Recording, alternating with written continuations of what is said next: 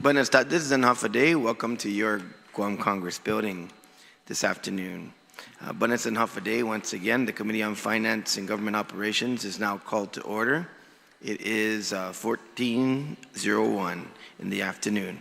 Public notice, then this is June 19, 2025. First public notice of this hearing was disseminated to senators and media outlets on June 12, 2025, with its second notice disseminated on June 16, 2025. The hearing notices were also made available on the Guam Legislature's website, our legislative calendar, and the Government of Guam's public notice portal.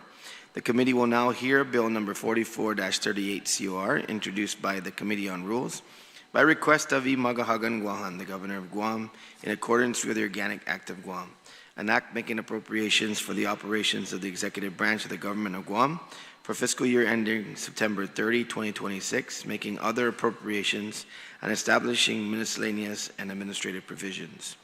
Relative to the Department of Public Works, DPW. Joining me for this public hearing today this afternoon is our Vice Speaker and Vice Chair of our Finance Committee, Senator Tony Ada and Senator Sean Gumatauto. Thank you, Senators, for joining today. Those testifying on Bill 4438 CR relative to the Department of Public Works, please take a seat, and you've already done that. Before we begin, I'd like to remind everyone in attendance of Legislator Guåhan's general rules of conduct. Individuals testifying shall first be recognized by the chairperson before speaking and shall state their full name for record-keeping purposes. Questions and testimony shall be confined to the substance and nature of the bill on the agenda. Personal inferences to the character or motive of any senator or individual testifying are not permitted. The chairperson of the committee may order the removal from the hearing of any member of Legislature Guåhan or the public audience who fails to observe proper decorum pursuant to the 38th Guam Legislature Standing Rules. Any violation of this general rule of conduct will result in immediate removal from the public hearing room. At this time, I'd like to ask the members of the that panel that will be testifying today and defending their budget to please rise and be sworn in by the Sergeant at Arms, as is customary for anything dealing with fiscal matters. Sergeant at Arms will now swear you in. Please raise your right hand. Under penalty of perjury, do you affirm that any and all information you provide today, whether it be verbally, electronically, and in writing, be the truth, the whole truth, and nothing but the truth? I do. Mr. Chair, under oath. You may proceed. Thank you, Sarge. And so, Director Arreola, thank you once again for being here with your team. So the way I've been doing our public hearings for the budget is to recognize the director or whatever the executive of the agency or department is to make an opening statement, and whatever you'll be doing for your testimony and defending your budget, then introduce any additional panel members that you may have and whether or not they'll be testifying or just here to provide supporting information to yourself. So I'll turn over the floor to you now. Director Arreola, please proceed. Thank you very much, Mr. Chairman. Duenas, Senator Ada, Senator Gumatauto. It's good to be here. My name is Vince Arreola. I'm the director at the Department of Public Works. With me is the Deputy Director, Linda Ibanez. I'll give my opening statement, then I'll probably leave and she'll take over. No. Okay. We're all good. Again, thank you very much, Senator Duenas and members of this committee. On behalf of the dedicated men and women at the Department of Public Works, I'm pleased to present our proposed fiscal year 2026 budget. DPW's total budget request amounts to $22.4 million, an increase of just under $500,000 from last fiscal year. As you probably know, DPW's budget comes from two major funding sources that are slated for legislative appropriations for our general operational costs. The funding sources are the Territorial Educational Facilities Fund, TEF, and the Guam Highway Fund. As in previous fiscal years, DPW's operational costs related to the Bus Operations Division will be fully funded by the TEF. With the enactment of Public Law 36-105, other divisions to include administrative services, highways, capital improvement projects, transportation maintenance, and building maintenance will be funded by the General Fund and the Guam Highway Fund. DPW is prepared to work within our given budget levels. With the additional funding coming from federal grants and programs, DPW will continue to plan, coordinate, and implement a number of projects and activities that will benefit our island residents. As I go through our budget presentation, I will be discussing important issues in employee hiring and retention. The labor field on Guam for technical personnel is very competitive, and these positions include engineers, planners, electricians, air conditioning technicians, and plumbers. Because of this, it is very difficult to hire individuals for these positions given our current salary structure. Another issue I'll be discussing will be our current workload addressing abandoned vehicles, waste sites island-wide, and homeless encampments. Please allow me now to present DPW's budget through the following presentation. Again, on behalf of the fine women and men working at the Department of Public Works, I'm very pleased to present our FY2026 budget for your review and approval. My staff and I would be most happy to discuss our proposal and to answer any questions you may have. If I may? Please proceed, Director Oriola. Thank you very much, Mr. Chairman. Just from this table here, as you can see, our overall budget request stands at $22.4 million, a slight increase of a little over $400,000 from the previous fiscal year. Nothing really major going on within this budget. It's status quo for the most part, but we will be. I'll be talking about other specific issues within the budget. In terms of our summary by object class, we've got salaries at about $16 million, including benefits, contractual services of $3.2 million.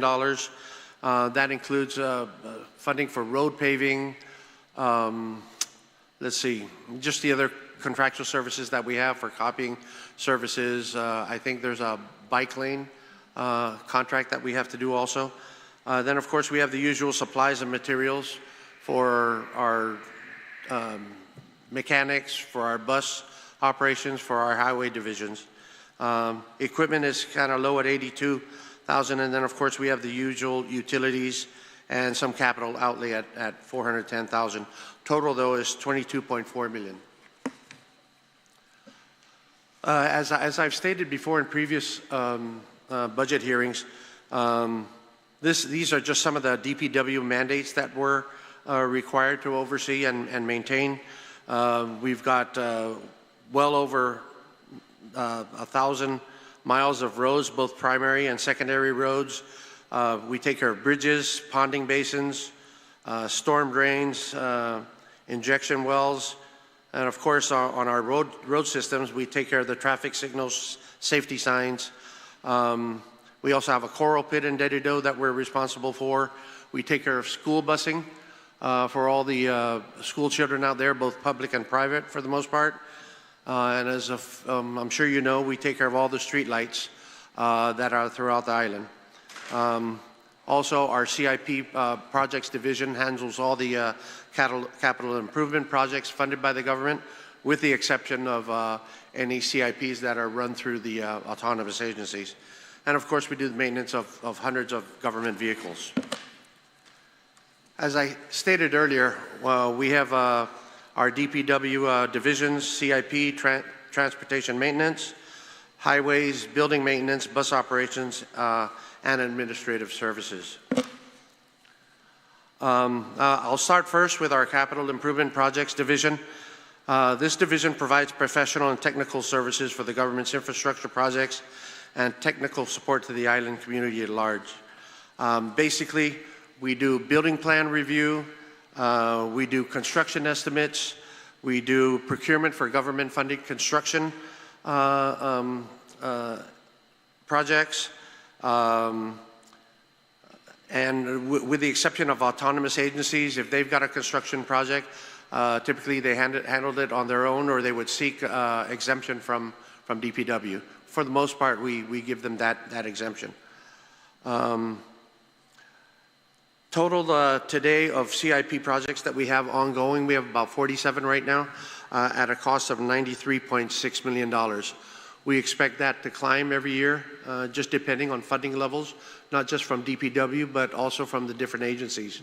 And basically how it works is an agency either gets grant funding or FEMA funding or local funding, and they want to do certain projects. Let's perhaps Guam Fire wants to build a substation or enhance one of a work order will come through, and we'll take it from there, from start to finish. Some of the goals that we want to do over the next coming year, of course, is continue oversight on construction projects following Guam Building Code and other standards and regulations throughout the island. We want to aggressively prepare and process invitations for bid. We really got swamped, so to speak, like the last 2 years with all the ARP funding, federal funding that came in, and all the little small to medium to large construction projects that we had. Most of them are off the ground already, so we've got a little bit of a break there, but we expect more to come this current fiscal year. One of the things that we do want to push for also is the review and assessment of current salary structures, and I'll talk to you a little bit further on that. As you can see in some of the pictures here, we've got the Hagåhgan swimming pool at $7.9 million. As a matter of fact, the groundbreaking for the renovation and the refurbishment of the Hagåhgan swimming pool will be next Friday, a week from coming. Yay! It has taken a while, but this is it's a real specialty project. It's not just a standard building. The mechanicals involved, the filtration, the pumps are really specialized. So this is going to be a project that's really going to benefit. Long overdue. We take that, but as in all our projects, once we're done, it's going to be something to really be proud of. We've also got a project to renovate the Paseo Stadium, some from Typhoon Mawar damage, some from just getting to improve the stadium. We broke ground for the Bio Lab in Magaʹhågan. That's a federally funded project.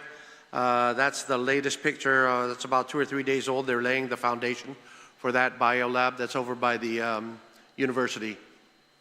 That's a 16,000 square foot, I think they call it DS2 and DS3 level Bio Lab. Then, of course, we have the public health building assessment in Magaʹhågan, the old public health building. The final report is due sometime in July. We just said earlier this week we had a pre-conference meeting based on their initial findings, and the report was handed over to us. I haven't had a chance to look it over with SAP, but we'll look it over. We'll talk to the contractor, and we'll see what the deliverables are to get that building going. One of the other major projects that we're carrying right now is the Guam Police Department Evidence Building in Jigo. This is a $4.2 million facility. They've basically broken ground on this, and so we'll follow through with this construction and see it through the end. With regard to our highways division, the highways division basically handles all the roads, the maintenance of the roads, potholes, of course, bridges, culverts, storm drains, traffic signals, and traffic signs. They handled it through all the primary and secondary and collective roads. They're in the village streets. We take care of floods. So basically anything happening out there, out in the roads, in the villages, in the main routes, this highway division handles.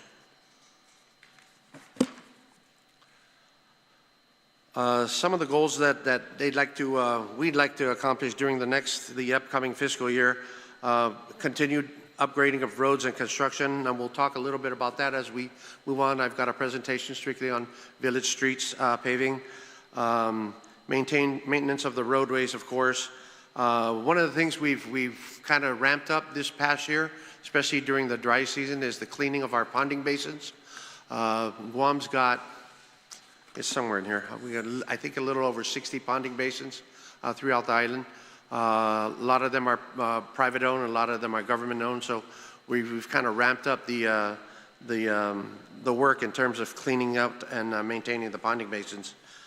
Storm damage, of course, through flood control. I think it's the standard 2 or 3 areas that always seem to flood, and Two of those are long-term mitigation measures.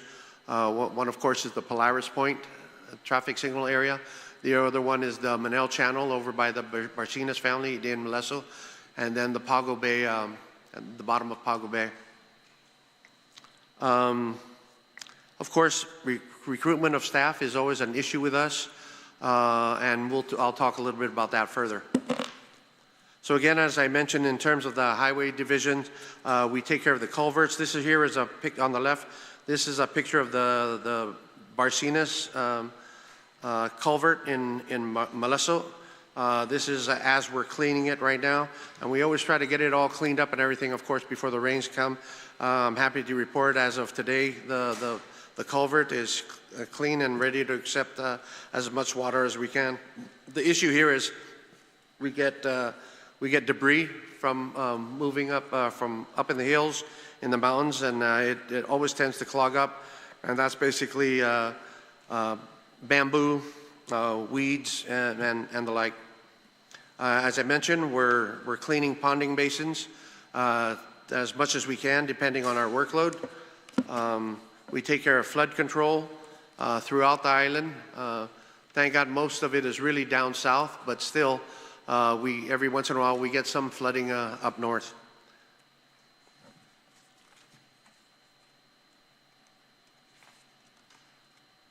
How come I can't do this?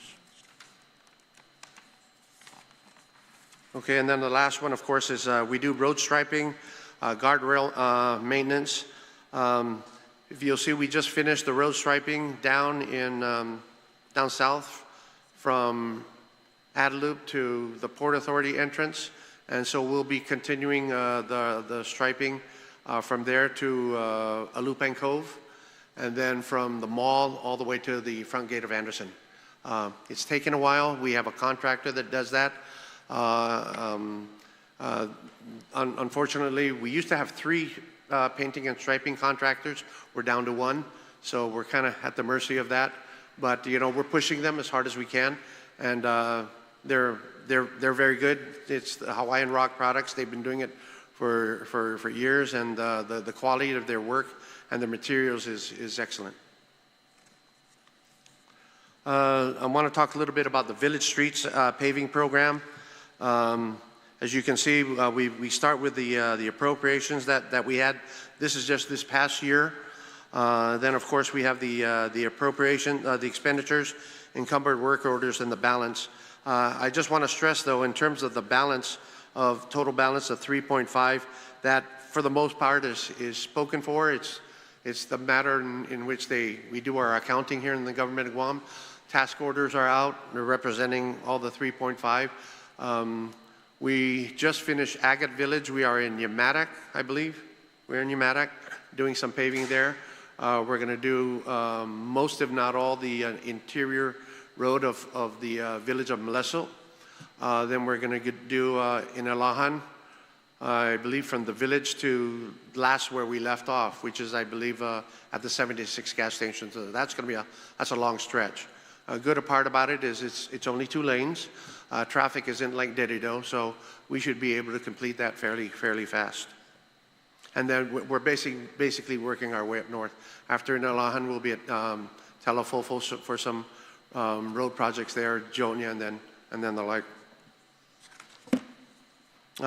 This is one. While we didn't do this internally, this was done by the contractor. This is the striping and marking on Dead Man's Curve. A lot of folks have been asking, Vince, what on earth is that? It's made to slow people down. And they're called rumble strips. They're 2 millimeter thick rumble strips. And anyone has driven there, you'll feel the bumps, and it's intended to make you slow down. And that's not all we're going to do. I've also got a presentation here from Office of Highway Safety, led by our very capable and able Erica Camacho here. And so in line with this, also the striping and the marking and the signage, we're working with GPD to get additional patrols there, along with perhaps the Port Authority and other safety agencies. But one of the things I really want to focus on down there is the use of radar and just police presence. Because if anything slows them down, it's the police presence. Okay, one of the things that I did want to talk to you about that we handle with the highway maintenance is the collection of abandoned vehicles and junk tires throughout the island. As you know, Public Law 3760 gave the responsibility for the collection of abandoned vehicles to the Department of Public Works. We handle that now, although some of the mayors are still assisting us in that. One of the big issues here with this, with the public law here is it didn't give us direct funding from that typically comes from EPA. We are in the process of working a MOU with them to make sure we get the funding because right now, as I understand it, the mayors still have a good portion of the funding. So, as a matter of fact, I think just today, a draft MOU came to our desk from EPA so that we can get the funding and continue to pick up the cars. Despite that, we've been able to still pick up cars. We've collected over 150 vehicles, and that's just on the easements. As you probably know, up north is the champion, so to speak, for abandoned vehicles. It's funny, but it's not funny because you know, a big part of this, and I'll just mention it right now, a big part of this really takes away from our standard road maintenance. You know, when you see guardrails that are overgrown, the sides of the roads that are overgrown, potholes, street repair, things of that nature, a lot of it is because we're attending to this. And you know, there's a good reason and there's a bad reason to take care of this. When they leave these vehicles, they become a hazard for other drivers, right? And we want to remove them as much as possible because you never know. Someone veers off the road and slams into one of these abandoned cars. You know, that could be catastrophic. So we try as much as possible to work with the mayors, work with ourselves, work with citizens. We get a lot of calls just from the general public saying, hey, there's a vehicle here. We'll wait for, I believe it's like 24 hours or something like that. There's a certain waiting period. We'll go out there and just pick it up. So unfortunately, the clear vast majority of these vehicles, the owners are either gone, passed, they've been in the jungle for 10, 15, 20 years, and then they're brought out and then just laid on the side of the road. So it's really tough to catch them. But I think some of the things we want to do in consultation with this is get stiffer penalties, if you will, maybe higher fines. I'm a firm believer in for stuff like this. To me, this is a crime against the community. I think if you harm the community, you should pay the community back in terms of hard work, community service, something that just really says you're paying your debt back to society. And I'm not talking going to the mayor's office and writing a side-by-side for 15 days. I'm talking real hard work where you're sweating, you're getting you're sunburned, and your hands are blistered, this and that. That's what I'm talking about, because the amount of work that we do to pick up these cars it's unbelievable. And on top of that, one of my biggest issues is we spend, I'm sure you've already had the budget hearings for our tourist agency, GVB, and the airport, and so on and so forth. We spend so much money to keep this island beautiful for our tourists, for our military guests, and for our residents. And to see these all over the island is really distressing. So I hope we can work together in terms of getting additional punishment or fines or so on and so forth to basically prevent these people from putting them out in the roadways. If I can, I'd like to talk a little bit about our building maintenance division. This is one of our smallest divisions that we have, and it's even getting smaller. And I'll talk a little bit about retaining our professional people within building maintenance, and these are qualified electricians, plumbers, and air conditioning technicians. We're losing them to private sector. We're losing them to the autonomous agencies, whose, of course, their salary levels are higher. And you know, to put it bluntly, DPW is basically at the bottom of the totem pole in terms of salary structure. So one of the things we will be looking at this year, if those of you who remember me in the previous budget hearings, we try to attract and retain, we try to hire. The last 2 or 3 years has been extremely difficult. We're at that point where we just have to, we believe we have to look at the salary structure in order to entice the professionals here, because they're being swept up by private sector, our own government agencies, the military, and so on and so forth. So these are just some of the work output that they do. They're very busy. I think right now there's a total of 6 of them that handle all these government buildings and all these requests for services. These are just some of the areas that they handle. Government House, Adelup, a lot of the mayor's buildings, public health. And so like I mentioned, some of the specific goals we want to do for this coming year is to recruit personnel. It's pretty sad when we call up DOA and we say, can we get your latest listing for plumbers or for electricians and so on and so forth, and there's nothing. There's nothing in the hopper. So, you know, we really need to address that. And like I said, we'll be pushing for the review and assessment of salary levels. Basically, first step is to request the Department of Administration to perform a study on the salary levels of these positions that we're identifying. In terms of our bus operations divisions, we've been able to handle the peak of the student pickup, especially now that we've got 2 schools that were on double session. Simon Sanchez and I believe Okadu was on double session. So, you know, we'll continue with that. It looks like at least on the Simon Sanchez side, that's at least good for another 2 years until we can cut the ribbon for the new Simon Sanchez High School, which is we're in the middle of procurement right now.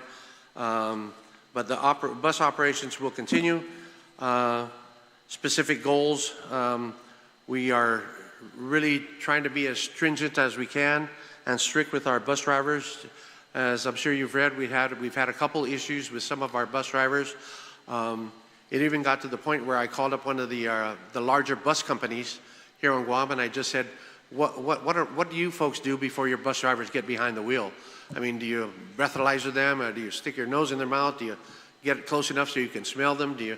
And a lot of it is there's nothing real specific, but just to watch their mannerisms, talk with them before you give them their trip ticket, and just see if there's anything amiss. You watch them go and check their bus. We're basically doing the same thing, but we've asked our supervisors to be a lot more diligent so that when they get behind the wheel, they're 100% attentive. Of course, one of the things we want to do is continue random drug testing, and that's not just throughout not just for bus drivers, but it'll be for the entire DPW compound. And then lastly, we want to rebid our electric school bus program. We had a bid out for electric school buses a couple of years ago. There was a protest, and that somehow just died at either the AG's office or GSA.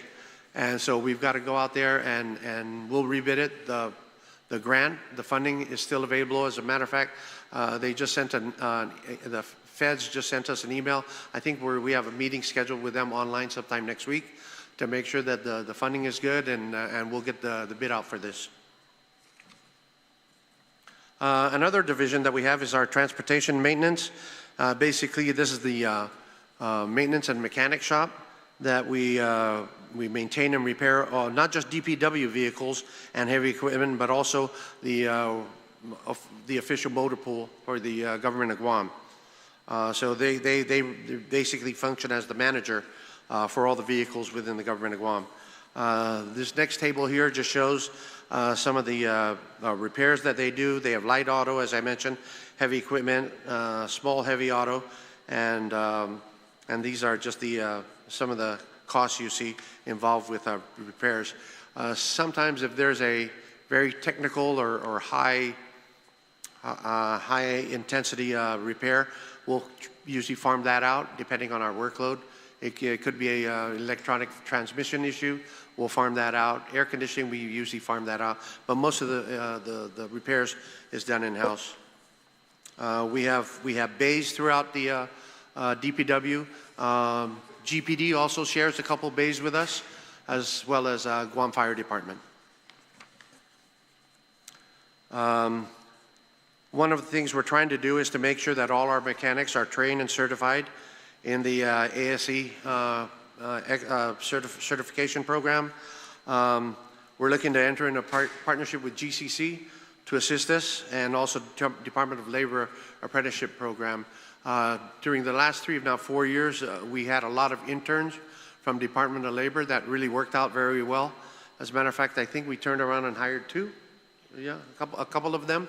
After they finished their internship, they applied and we brought them on board. And then, of course, we're looking to purchase new diagnostic equipment. I believe this would be our last, is our Administrative Services Division. This includes the Director's Office, Human Resources, Procurement, and other areas within the DPW that handles all the administrative work for the agency. It also includes security. You'll see some of the pictures here. Warehouse and inventory management. This is a big issue for us to make sure that we have the right amount of parts and maintenance and supplies and so on and so forth to keep our agency running. Some of the goals, again, is to make sure that we have training and recertification for personnel, especially when it comes time for procurement, procurement training, CIP reporting, and accountability. Again, we stress the random drug testing that we plan to do.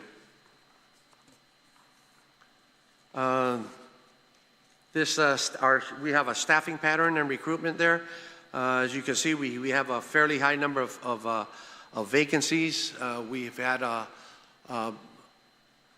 our replacement of individuals that have since retired or have transferred to other agencies, as I mentioned earlier, is difficult because the individuals, the listings that we're getting are either there's inadequate lists or there's unqualified individuals. And it's no different than I guess others. You know, we can interview 15 individuals for bus drivers, but out of that, we're probably going to hire 5. It's just the normal course of selection.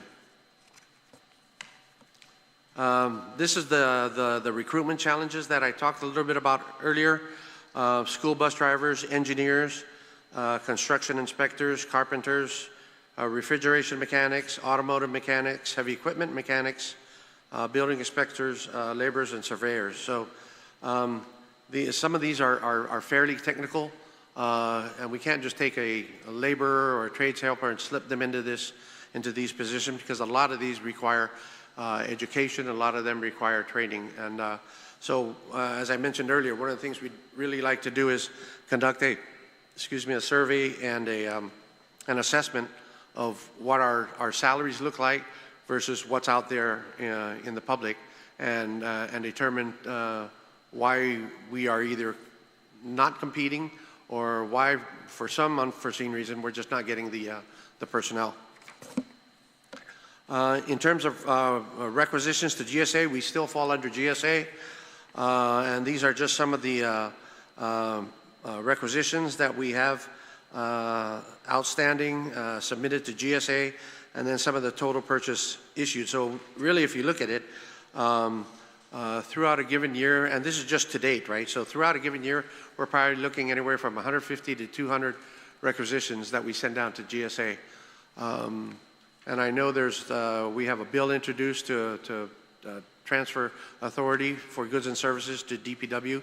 I look forward to the opportunity to present support in line with that bill. I I know I usually don't discuss this in our previous budget hearings, but this time around I feel I have to, because over the last couple of years, especially this past year, we've done a lot with our federal grant divisions. And so one of them, our first one I want to talk about, of course, is our Federal Highway Division. As you can see, these are federal grants and programs that we have on the drawing board. The first one is we received a RAISE grant, and that's been awarded. And this is gonna, I think I may have mentioned it in a previous public hearing, to refurbish, reconstruct all of Route 10A. And that goes from intersection of Marine Drive and Airport Road all the way just past the airport to about the airport sign. That's phase one. We have a phase two. I think that's the third one down. And then the second one here is phase two, Route 14B. That's Ipa Road. As you know, we completed phase one, which went from the SDA clinic down to the Hilton. That's all completed. But we do have a phase two. Designs all set. Ready to go with that. So we've got a RAISE grant application in, and hopefully receive that. If we don't get that, we might juggle some money just to get that project going. I don't believe it's going to be at that amount of 25. I believe it's going to be much less, maybe 14, 15 mil. But if we can juggle some federal funds around and get that off the ground, we will. And then, of course, this is actually, it should be Route 10A Phase 2, a reconstruction and widening from the airport to Route 16. And that'll be a 5-lane, it'll take it 5 lanes and just a continuation from Marine Drive. We also have a small federal grant for the purchase of a diesel school bus. And then, as I mentioned, we will rebid the electric school buses that fall under this federal grant. Mind you, this grant also includes charging stations. We have to sit down and rework the numbers with GPA, because the numbers were they were quite cost prohibitive in terms of putting up charging stations. And, you know, not to diss my brother agency at GPA, but we also want to make sure that the power it's clean, it's reliable, and it's not brown, if you will, because these charging stations, and it's affordable, because you know, I need to know what these things are going to cost us in terms of additional electricity, and we basically balance that out with our diesel bill. Anticipated projects for this next year. You'll see Route 10 safety improvements. I think I mentioned that earlier. That's going to be a complete mill and pave from the tri-intersection all the way to the intersection of Route 10 and the top of Pago Bay. Island-wide pavement and striping and marking, that's continuing, as I mentioned. Some guardrail repairs. That task order should be handed out. We're doing bridge maintenance. This Magaʹhågan Memorial, I believe this is for the,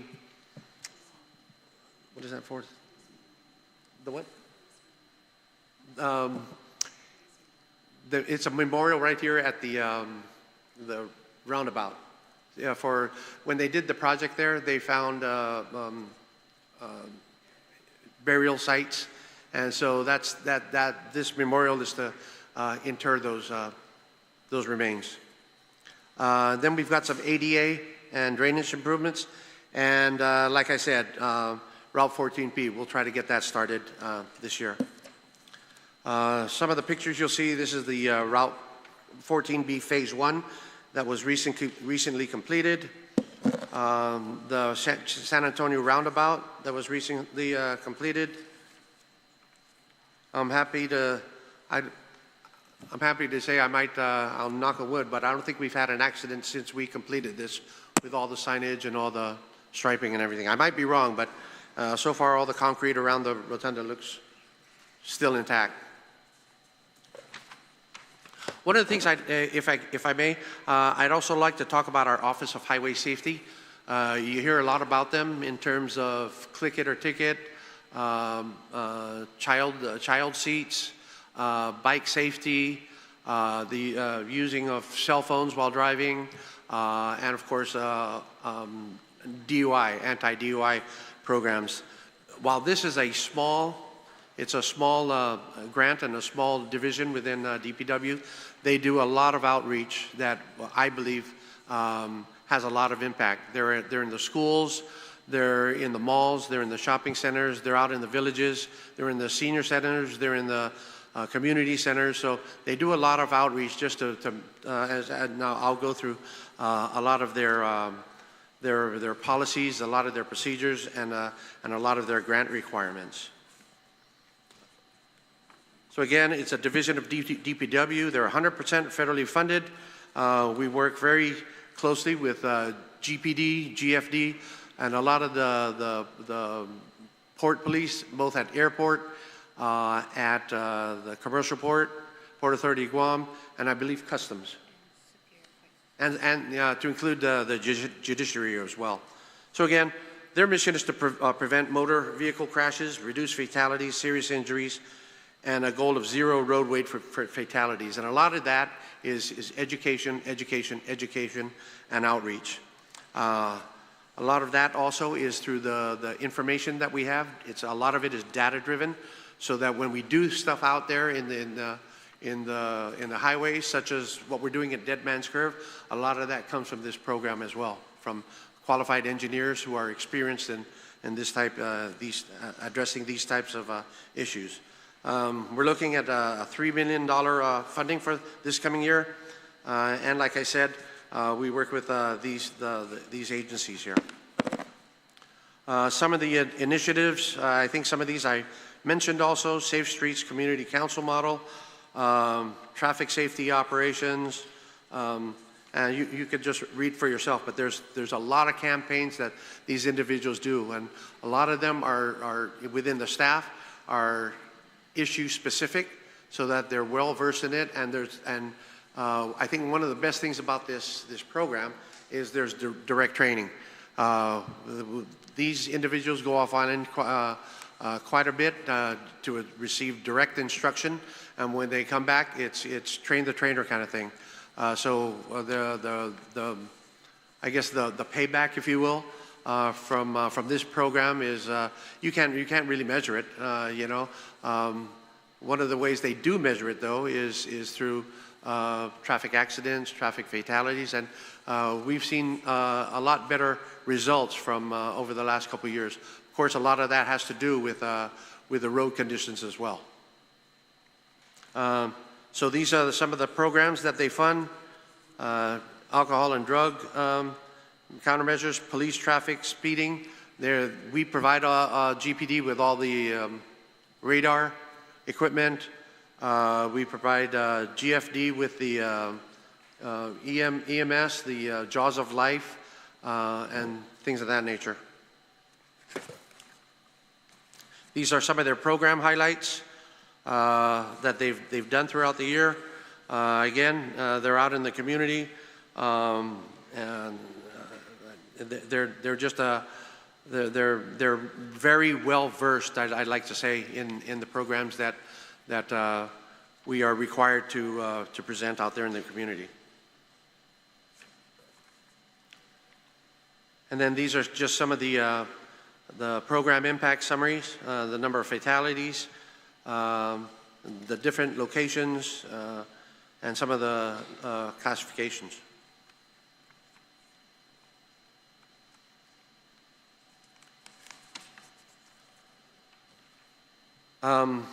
As I mentioned, a lot of their what they do is guided by feedback through town halls, through surveys, stakeholders, again, going out in the community, partnership with other law enforcement agencies, and of course training. Training is, we're a big fan of training. I believe there was once or twice, at least in my capacity, where we actually had the individuals from the U.S. mainland come to Guam and trained, I believe, not just Guam, but also individuals from CNMI. So that works out as well. That's pretty much all I have. Members of the committee, Thank you very much. We're available for questions. Masi, Director Arreola, for that very comprehensive view of what's going on and what you plan to do going forward in 2026, as well as your budget request. Not really much to go over in terms of the variance, but I would imagine that the current variance of the 500,000 would be within benefits. Is that where it's at with the health insurance as well as retirement? Salaries and benefits. Okay.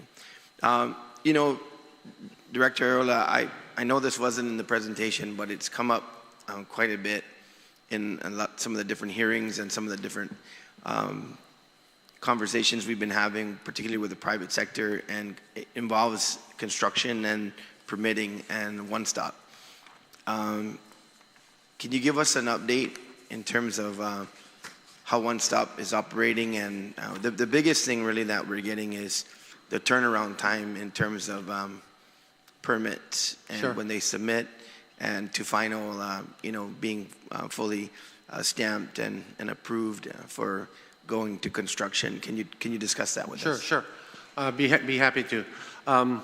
And even when I'm like you, I talk to the Chamber of Commerce, I talk to the Rotary Club, I talk to Guam contractors, and for the most part, we talk about the delays in getting the building permit, and the first thing they always say is, it's usually not you, Vince. It's always EPA, Agriculture, and SHPO, and that's really where it's at. We do everything we can to move that project along.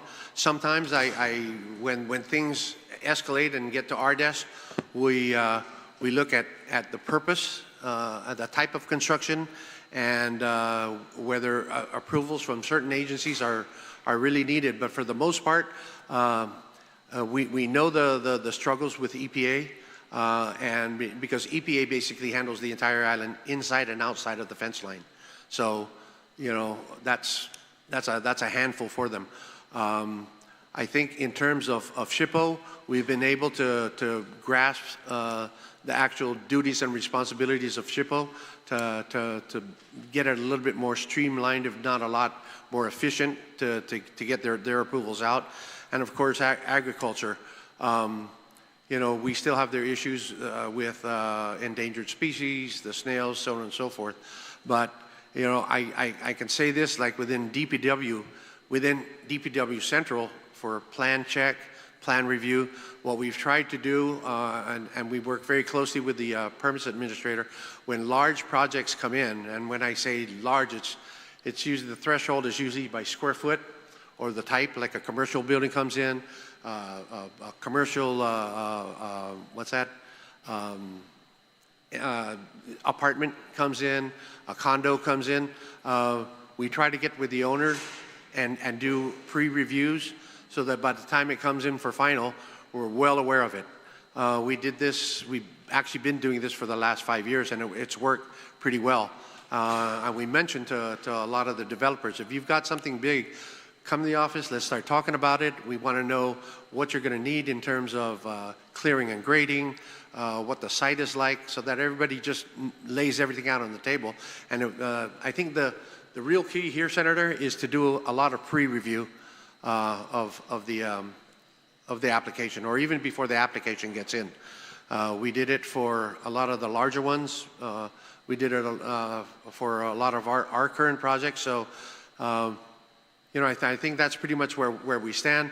We had the digitization of the building permits stuck in a protest. I believe we have to go out for rebid for that, and that was a real shame, because we had seen the prototype of what we wanted to digitize the system, and I believe I talked about that here, where every single party involved, the homeowner, the contractor, all the different 6 or 7 or 8 agencies can see it online, and so you know where it's stuck on someone's desk, right?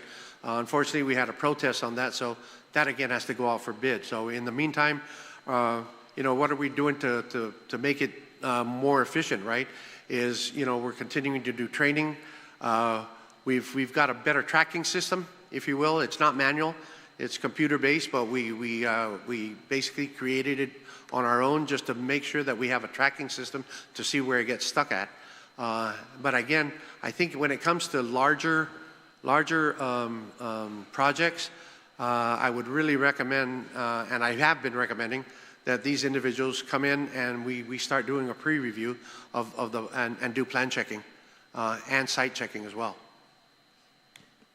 So two things, maybe you're doing it already, that I come to mind is, you know, if it were me and I was handling the one-stop and getting the, you know, the complaints and the like, I would set up a schedule basically by every step that it goes through. How many days did it stay with that particular window, with that particular regulatory agency?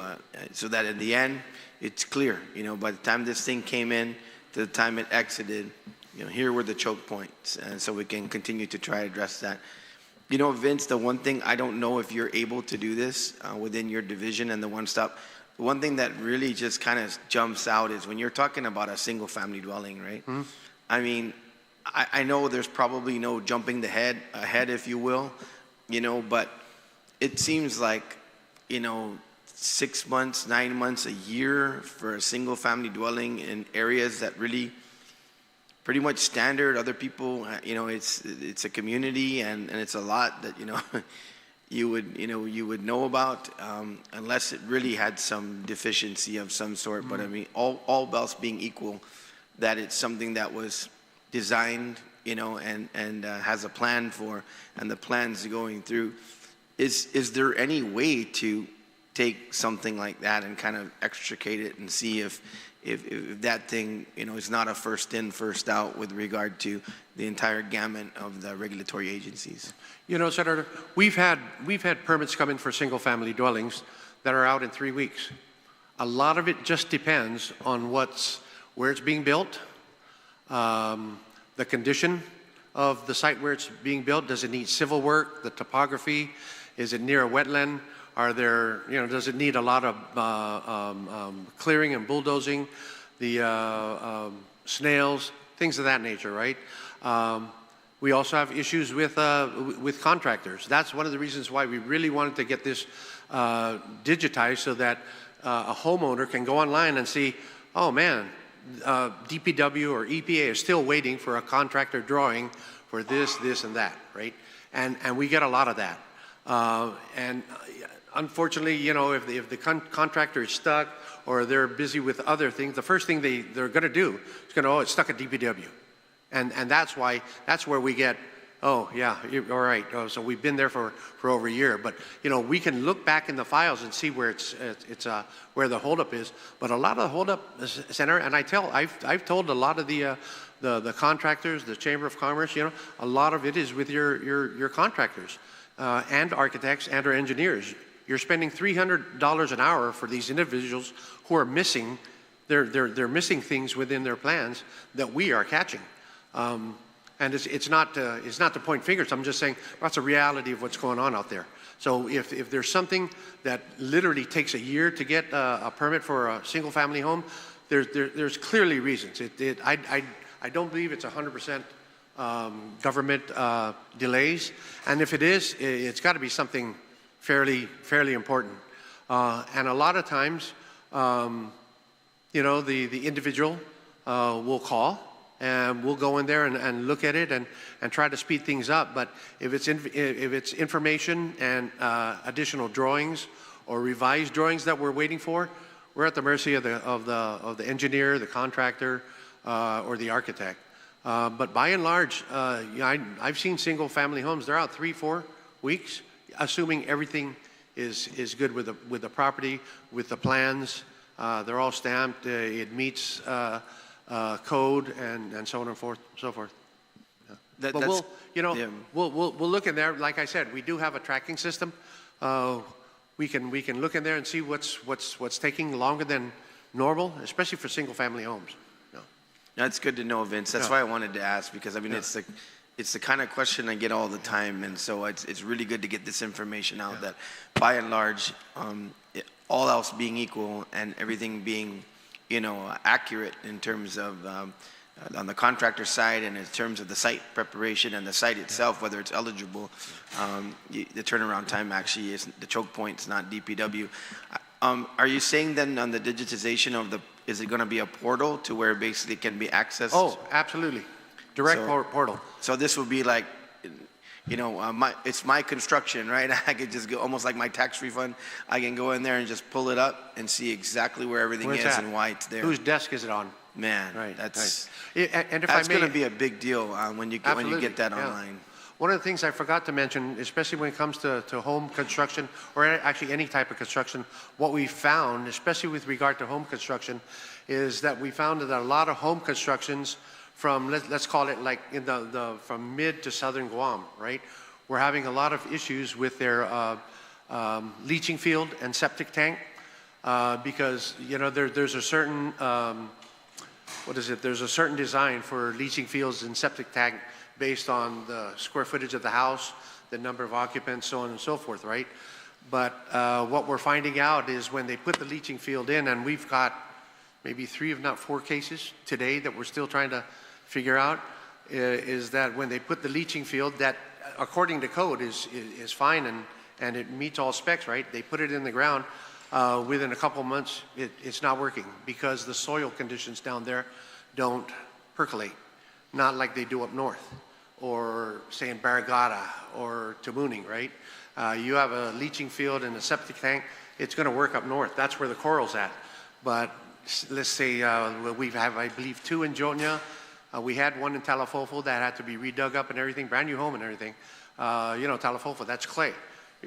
It's not going to permeate through the soil. It's just going to stay right there. So what we've really looked at, our inspectors, is when it goes to EPA is double check the numbers, because what's happening is it's just not working down south, and it's a shame because these, you know, a new homeowner goes in with his or her family, and within a month the toilet starts backing up, and that just, you know, so we've kind of put a red flag on that. Single family homes being built down south, double check the leaching field if there is going to be a septic tank or a leaching field attached to the house. Yeah, I actually had dealt with that in my office a couple of times. Right. And I'm glad to hear that that's what you've done, because on the contractor side, you know, they're saying, hey, you know, as per the plan, we built it, and it's one of those things that came up where that's exactly what it's coming down to, is that the soil, you know, it just doesn't work in those yeah, so in the end, we've basically asked that, we've requested that they redo a design and go back and rebuild the project. Yeah. There's no way around it. Sure. Yeah. All right, Vince, thanks. I appreciate it, because these are just top of mind things that have been coming to the office, and also in, like I said, same meetings you've been having. So it's good to get this out to the public. So those who are, you know, involved in these type of projects or thinking about moving forward, that they, you know, maybe they'll either view on our channel or you know, get it through news media, write-ups and stuff. So that's why I wanted to go into that area. I appreciate it. Of course. As far as the budget, you know, I don't have a lot of questions. I'm sure my colleagues may. So I'm going to go ahead and defer to them, and then I'll finish up when it comes back to me. So Vice Speaker and Vice Chair of the committee, you recognize. Thank you, Mr. Chair, and Vincent, to your team, thank you for being down here for your budget presentation. You know, overall, I think that when we first got into office and I went up to DPW, see your operations, and was listening to the concerns that you guys had up there, and trying to find an area where we're going to put these abandoned vehicles, and hopefully that the working group that we have together, that we'll be able to come up with a final solution for this, so that it doesn't have to stack up there in the compound. We'll be able to get it somewhere else, but at the same token, prepare it for shipment off island. Overall, I've driven around the island many times, and the improvements that's going on overall is really, it's really noticeable. At night when you drive down through PD and Assen and Adaloop, you can, you know, the road just lights up with all the reflectors. They've been doing a lot of striping, a lot of paving, a lot of patchwork going up into the Mighty area. I think I saw the guys down here in Agana around the loop doing the white striping around the crosswalk. No, around the The curb. Yeah. Right. Yeah. So, overall, a lot of the good things have been going on, and I like how the project continues to move forward. Like you said, you completed Agate, you're down now in Yamatic, and you'll be working that way back up, and eventually get to Chalampagua to Manila, take care of that whole FD area. The only, in going around, I noticed that there were probably the only thing that we didn't address were the bus stops. I noticed there were some bus stops that were hit by vehicles, so they were taken down, and I think there was one in Agate and one in Malolo. So I'm not sure what the bus stop replacements are looking at for this upcoming school year, and whether that was also projected within your budget. Right. I apologize. I forgot to mention that bus shelters. That's always a big issue here. Yeah, this year we plan to build 30. Depending again on our funding, we'll be moving a lot of the funding around. But 30 to 50 bus stops. We have an in-house design for them, and that's basically made out of treated wood, cement board, and Butler roofing. The good part about that is it's termite proof. Number one. Number two, it's movable, and it's not typhoon proof, as is 90% of the other buildings here in Guam. But and in terms of cost, the last cost that we did when we did 25 or 30, it came right under about $2,000 just for the materials. But we built that in house, so we're probably looking right now at a materials cost of maybe $2,500 tops per bus shelter. And so we're looking at, that'll be part of our to-do list this year. Okay, and then also a lot of the traffic signals have still been not replaced. Is that project also coming around in the near future? Yes, that's a federally funded project. It's taken a long time, and that's just the way with federal funds, right? But we have an emergency grant from, I think it's from FHWA, right? And that's going to replace all the traffic signal boxes, control centers throughout the island. And that, because 90% were all damaged during the typhoon. Yeah. So that, I believe that bid went out. So we had a bid go out. I have to see where, we might still be in procurement with that bid. Yeah. But I'm sure we'll get a contractor or two to bid on that, and it's a pretty expensive bid. I think it's close to about $2 million. Yeah. Okay, and the other concerns were the, how we have the road signs, right? And then vehicle hits it. You still have the stump there that are on sidewalks or walk paths. Are there any plans to at least put some type of pole up so that they don't trip on? Yes. Thank you, Senator. We can do that certainly in the meantime, but again, ditto with the traffic signals. A bid is out also for the replacement of, I think it's like 1,800 plus traffic signs throughout the island. Wow. That we lost during Mawar. And we got a federal emergency grant to replace every single one of them. We have this thing, it's called it's part of our FHWA program. It's called an asset management system. And that tells us where all our assets are throughout the DPW. So that includes all the traffic signals, every single traffic sign, bus shelters, bridge, culverts, stormwater drains, things of that nature. So we've got that identified. The procurement for the signs is out, and we will definitely have that out this coming fiscal year. Okay. Yeah. I think the biggest one is the abandoned buildings, right? Like the Verona. What are the plans, or how do we move forward with these citing these buildings and such? Yeah, we just had a island-wide beautification task force meeting today, and I reported on the abandoned vehicles. I didn't report specifically on the Verona, but our inspector that is personally handling that just mentioned to me this morning that the current owner of that building has got it for sale. But he's been put on notice. It might be for sale, but you still have to maintain some sort of protection, safety, and of course aesthetics. You can't just let it go to waste. But who's to say he's got a buyer tomorrow or another 5 years from now? We're not going to let that slide. So he's been informed that if the government needs to come in and put a lien on it so that we need to either board it up or we need to raise the entire building, we will do so, and we'll put a lien on it because the law provides for a program like that.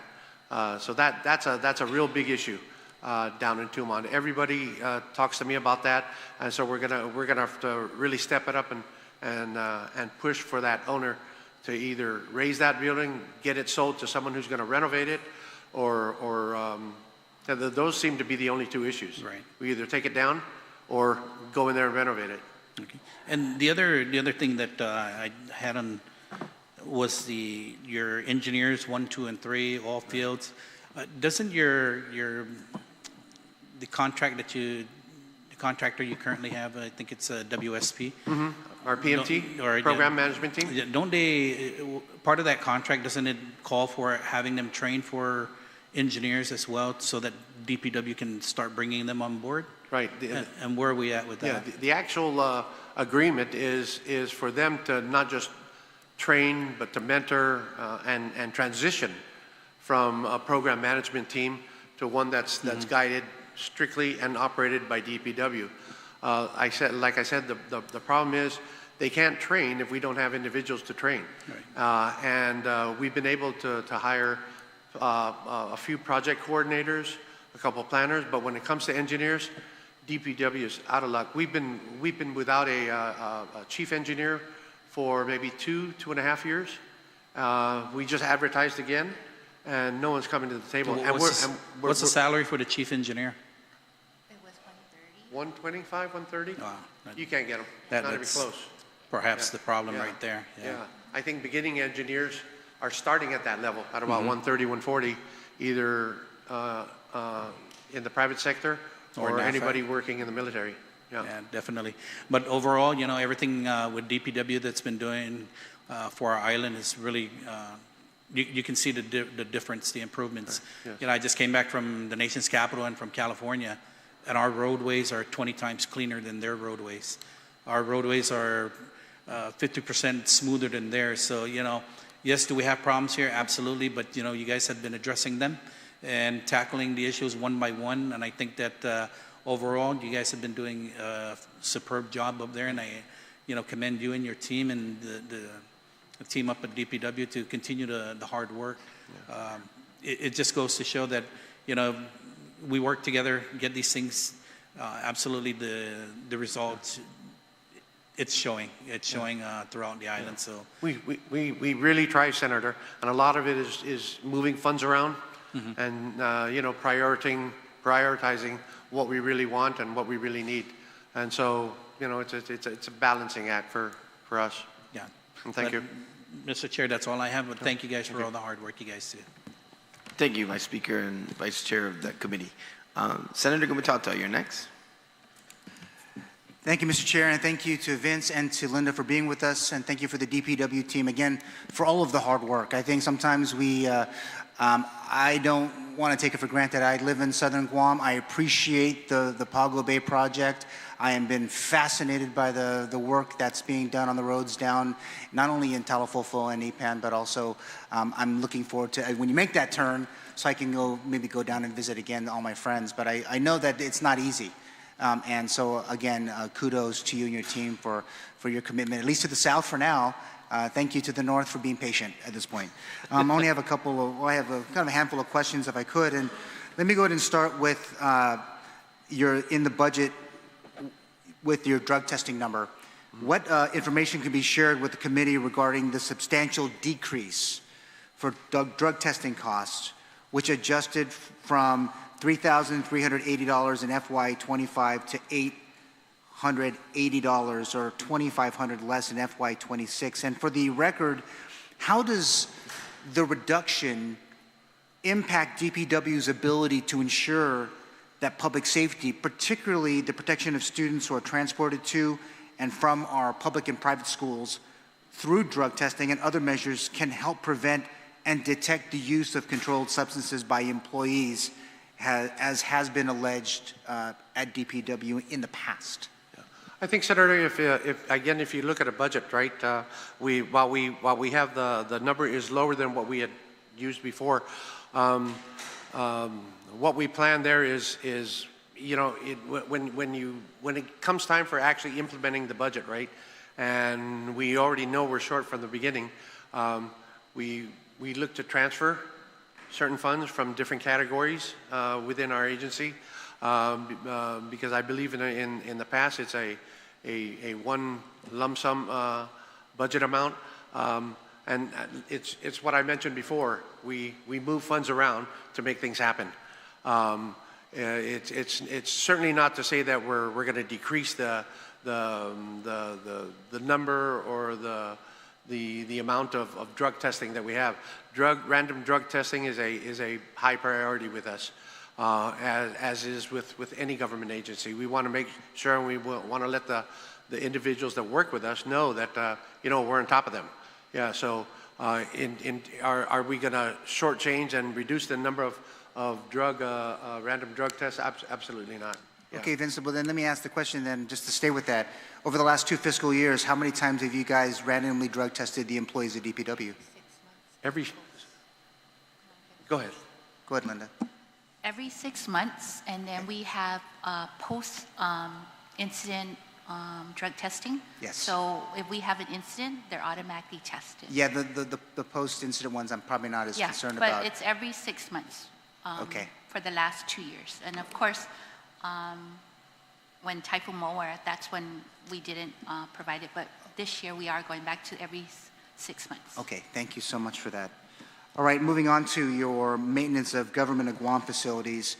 And as we looked at the budget digest for the Building Construction and Facilities Maintenance Division, it shows a $969,000 increase from FY25, and I'm certain that it has a lot to do with the people and the benefits, while the allotments for contractual services, supplies, materials, equipment, and utilities are pretty much the same as was in FY25.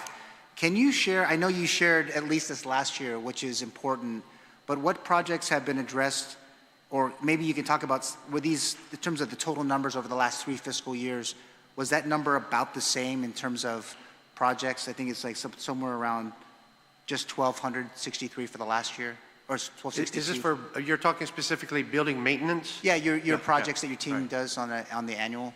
Yeah, you know, we're short 3 if not 4 right now. Okay. We don't have an air conditioning individual, electrician, and like a certified plumber. So those are 3 high-tech areas. But the individuals that are out there, they're like general workers, to include with the exception of the supervisor. The supervisor knows, you know, all those issues, so he can just go and guide them.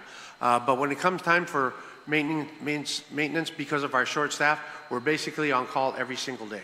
So I'm hoping that on your list you can add 1 project. You had 2 images, one of Government House and one of, I believe it was Adelup, but if you look to the left, there is a Office of Civil Defense building, which has a whole host of issues.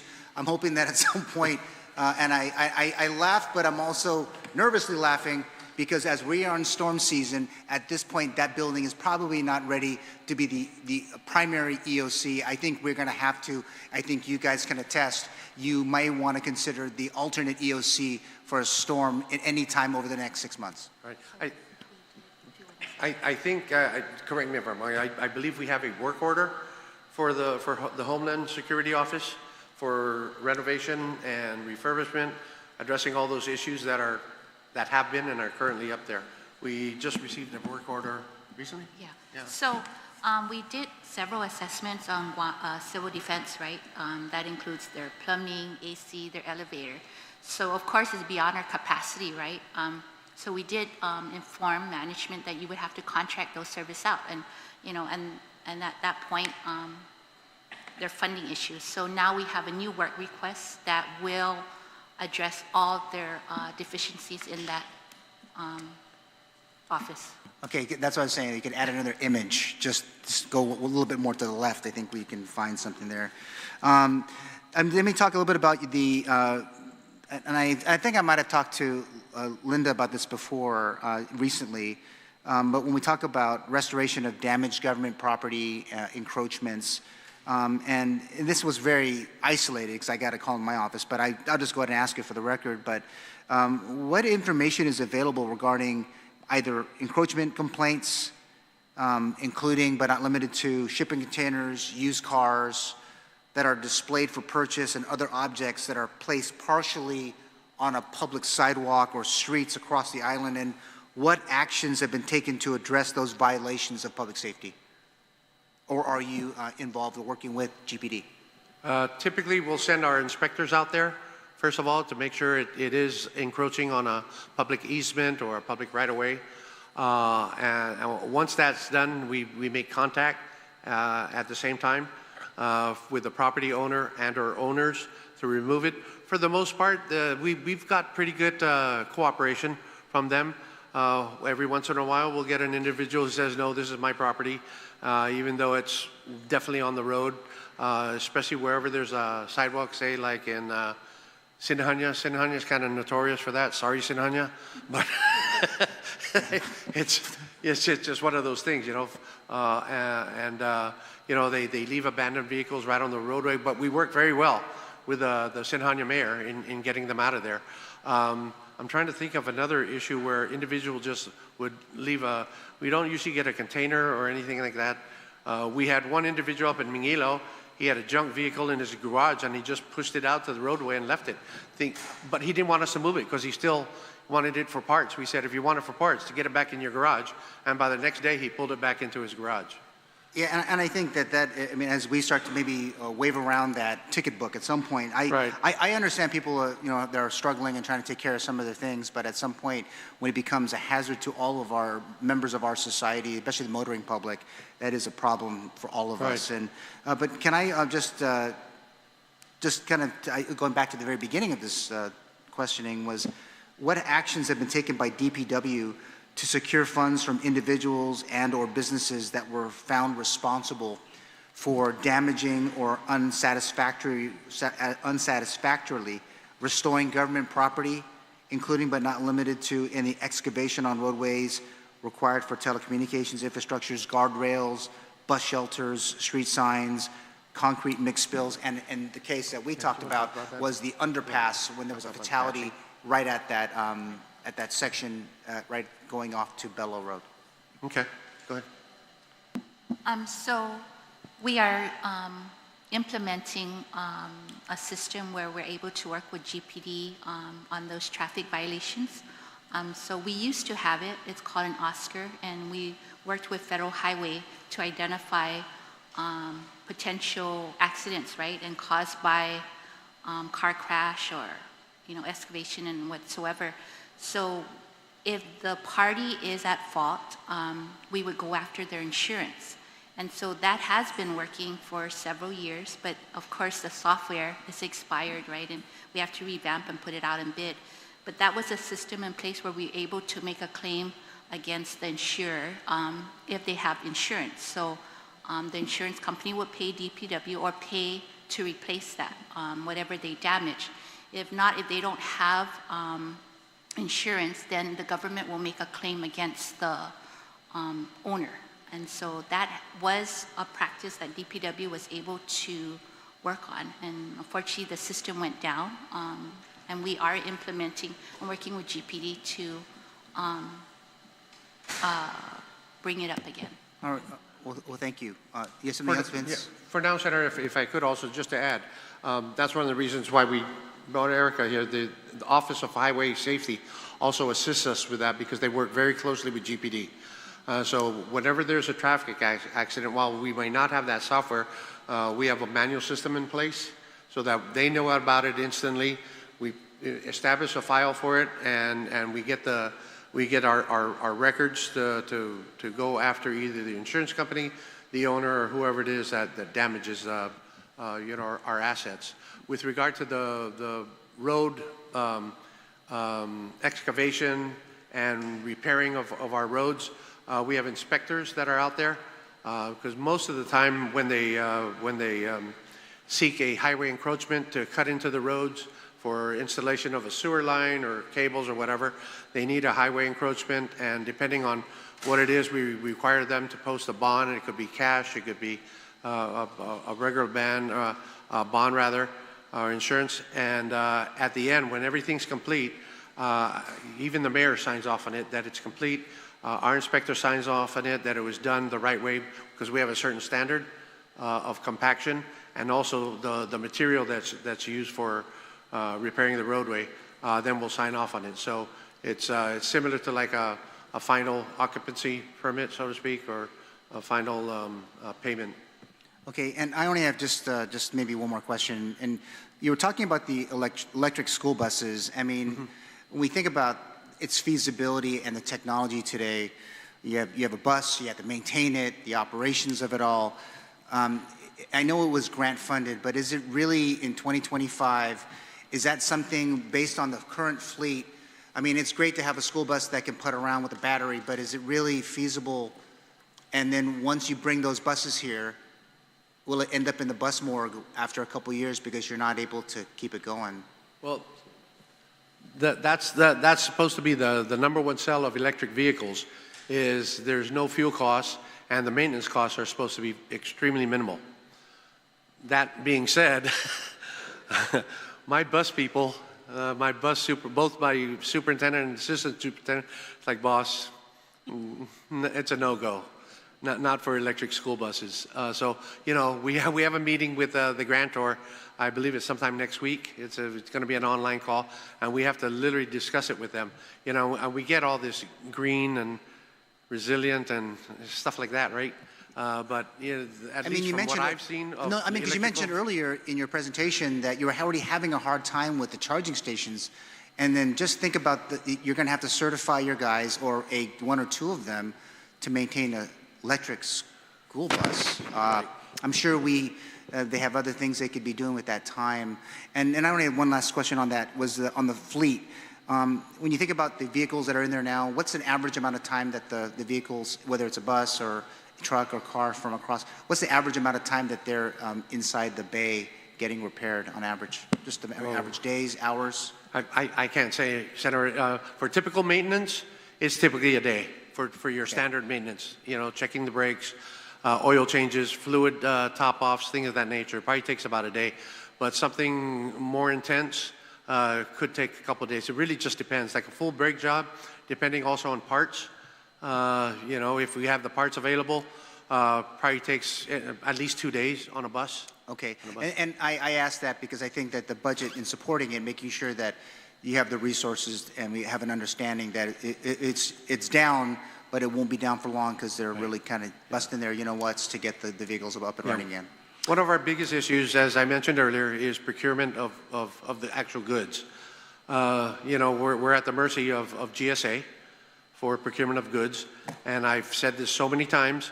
When we have an excavator, $250,000 excavator down because of a high pressure hose, and I can't get a purchase order for a high pressure hose, I'm losing a lot of money and work, right? But if we're able to buy it a lot faster, you know, we can get it back out in the field much sooner. And you know, of course, everybody says, well, then why don't you just use open purchase orders? When I use open purchase orders at how many outlets out there, that money's stuck. It's encumbered. So I'm stuck. I'd rather use open purchase orders at general items, general goods and services, but for these unique special items that we have a lot, because not everybody out here has an excavator, not everybody has a side cutter, not everybody has these specialized equipment, and so it makes a difference when you have the part right there. I totally get it.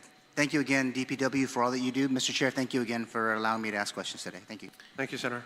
Senator Gumatata. Senator Barnett. Mr. Chair, Buenas noches to Director Arreola, Deputy Banas, and the hardworking staff from bus ops in the audience. I was just kind of laughing because I got a text when one of the senators was talking about how good the roads were. And the text was from a constituent, and they asked, what roads are they driving on? Because as you know, DPW has done a lot of hard work, but there's still so much more to do relative to the road repairs, striping, lighting, all that kind of stuff. The concern I received, traveling roads heading to GRMC, NCS, Ukidu High School, the far left lane, so freaking terrible. I remembered it was smooth last year. Maybe the construction contractors, I know you just talked about this, kind of like the quality control of when they dig up the road and fix it back. It's way worse than it was at the beginning. So I just wanted to share those concerns from the constituents. For every construction or every act, if you will, that's done on government property, especially the roads, we have a certain standard for road repair. We have inspectors that are out there. That's number one. Actually, number one is they can't do it unless they have a permit. So once we have a permit, they're already on the board that we will go out there and inspect. We actually inspect the excavation, how far they're going, and of course all the way back up to full repair. So we are on site. Yeah. I know we had you in here, was either earlier this year or last year, talking about, and I think it was you, Deputy Ibanez, the striping, reflectors, and leaving Jigo headed towards Dedido when you get to Isangsang. Has that been done already? No, that should be done. We hopefully it should get done this year. Yeah. So we will go. We finished. Only because I think you might have said that last year. Right. Yeah. Unfortunately, like I said, we've got one vendor, and we're at the mercy of the vendor, and we're pushing hard. And they realize what the work output is. But the next road part of Marine Drive would be we're working our way up north. It would be from Adlib to Route 30, and then from the mall all the way to the front gate of Anderson. And so I'm assuming that when you do the mall, work your way backwards to Anderson, you'll cover that Isangsang area? Isangsang is already done, yeah. Oh, okay. Yeah. I mean, on Marine Corps Drive. Oh, yes, that'll be covered. Okay. And then in your proposal, relative to streetlights, you said one of the specific goals for fiscal year 2026 is to recruit staff to construct and maintain streetlights, traffic lights, oversee encroachment, perform construction inspections. But just relative to the streetlights, is there a delay with installation of new streetlights? Because I drive on back road a lot. And if you've driven on back road at night, there's about I want to say a 2-mile stretch, completely pitch black, not a single street light, no striping, no reflectors, and we've had some accidents there, and it's just I get so many complaints about that. So what's the status with that specific stretch of road? And this is as you pass the old racetrack property, headed south towards Atacao, Laddie Heights, just pretty much that whole stretch. Actually, the whole Route 15 needs to get lit up. I think one of the issues there is when GPA put their poles up, that's a 100-foot easement. If you notice, a lot of the power poles are way on the outside. They're at the edge of the easement, and there's a purpose for that, right? So that when we come for road construction, the easement's already delineated, right? We go in there and we can expand the road. And so when you have those power poles that are way on the outside, even if you put a light there, you're basically lighting up grass. So we need to work on that. You're right. I understand that if they're far from the road and you put a light, it might not shine on the road, but the issue is there aren't any lights, no matter how far. So what's the timeline on that? I can look into that, Senator. We do have the funding for additional street lights, especially ever since. Is it a manpower issue? No. What is it? Street so lights what's the process of getting you guys or the contractor or whoever out to for example, that stretch of road to light it up? Yeah, no, street lights are all done by GPA. Okay. Yeah, and they are done at our direction along with the mayor. Mayor comes to us and says, hey, I need a street light here or there, including routed roads.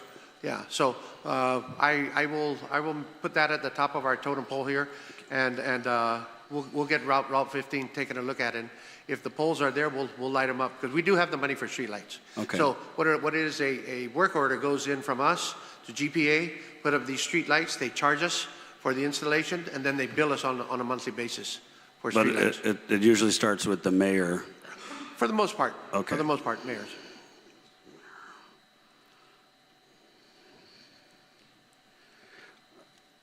And then also had a question about the bus stops. I know you had said that the budget was going to cover a bunch of the new bus stops. How many?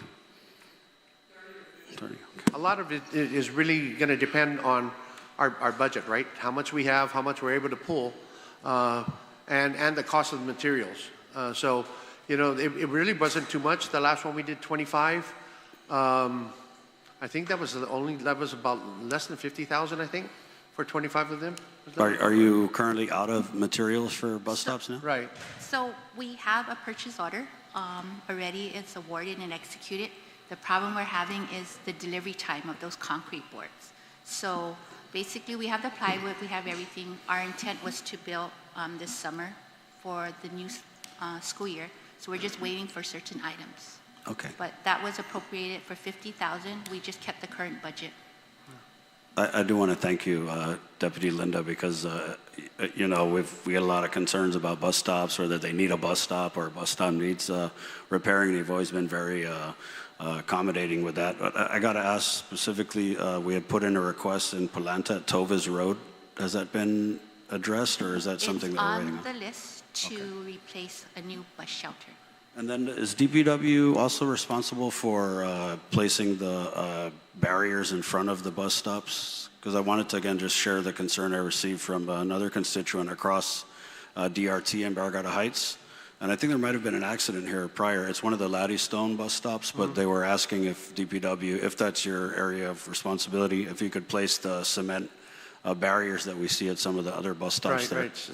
Most of those barriers are done by the companies and or individuals or organizations that adopt the bus stop, because there's an adopt the bus stop program currently ongoing, and they do that as part of their adoption. We've done some, but I can't remember doing any at least this year, because we are totally out of those Jersey barriers, and those they're costly, but you know, we've tried to similar to building the bus stop, we've tried to make to build the Jersey barriers themselves. We've looked at purchasing Jersey barriers. They're at a minimum of 5,000 to 8,000, depending on the size. So they get pretty pricey as well. But we're more than happy to take a look at bus shelters that are in need of that, depending on where they're at. So what happens if a bus shelter isn't adopted by an organization? That's under us. That falls under us. And because a bus stop is adopted by an organization, does that prevent DPW in any way, shape, or form from providing those Jersey barriers? No. Okay. No. Thank you. And then I'd also, while we're on the subject of busing, I've been getting concerns from some of the charter schools, and I did kind of confirm this with the council Director, Ms. Vanji Cepeda, relative to direct busing. Can you kind of explain what is DPW's policy on direct busing to the charter schools? Yeah, we don't have the manpower or the inventory of buses to do direct busing. And when they say direct busing, we've had that request sent to us. You know, you have a charter school. You have kids from 6 different villages. They want 6 different buses to do that. We can't do that. We just don't have the manpower and or the inventory to do it. So basically what we do is we pick up from the main transfer station down here in Agana, and then we route them out to all those schools. That's the only way we can do that. On top of that, we have double sessions up north with 2 of the schools. So, you know, it's an issue that we'd like to address, but we just don't, you know, we flat out don't have the manpower and or the buses to do that. The other thing too is, you know, if we were to do that by individual schools, I'd venture to say you'd have a 60-passenger bus going around with 10 passengers. That's really inefficient. You know, and I get it. They believe they should be catered to as well, no different than the other private schools. We're just doing the best we can here. So could you explain then why I get reports of, for example, a certain charter school in Tijan gets students who live in Jigo bused directly to the school's doorstep, and then you have students from the south, let's say Molesto, Humatek, who are attending a charter school in Hagat. They get driven past that charter school in Hagat, taken to the interchange over here, and then bused backwards back to Hagat.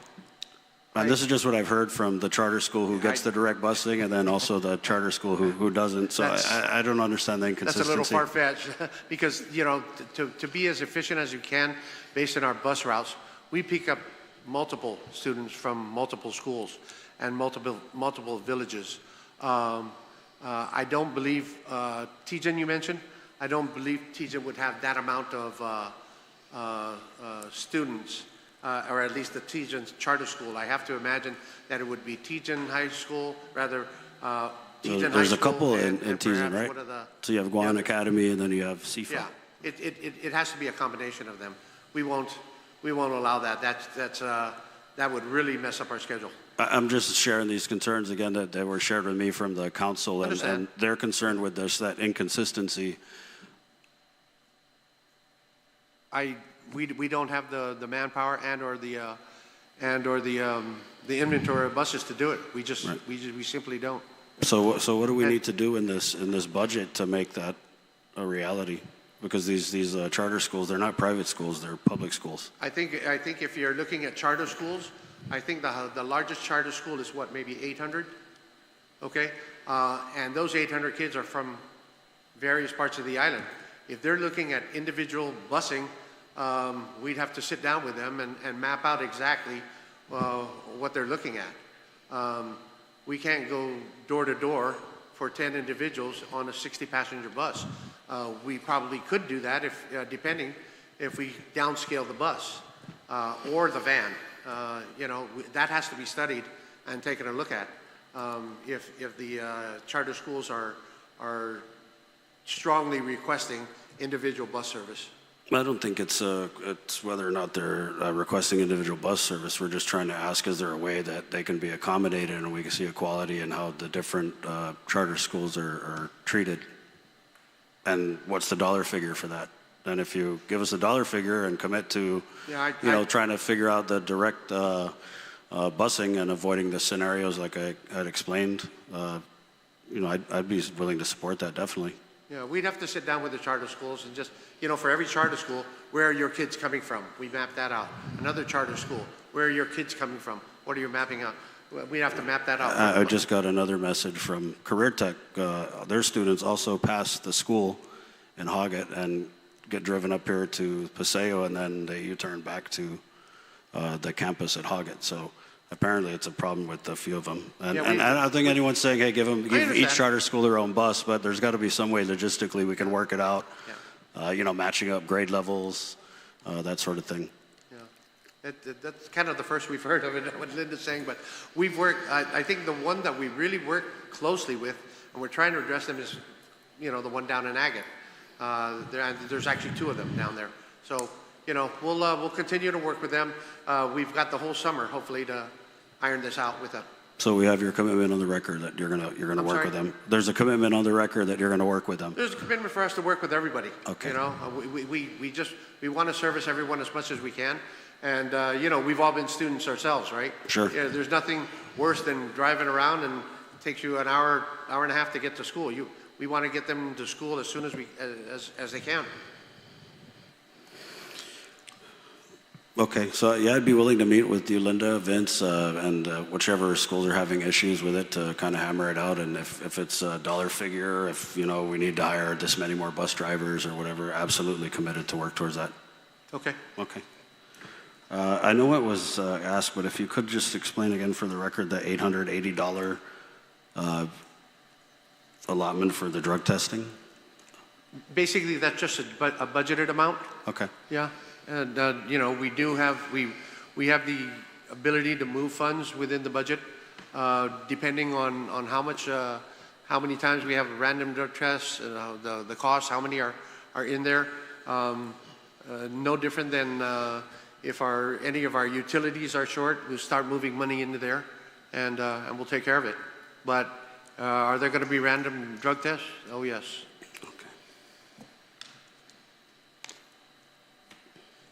Thank you, Mr. Chair. Thank you, Senator. Jismasi. Senator Burnett. Senator Teletatigui. Good afternoon, colleagues, and of course, good afternoon to DPW.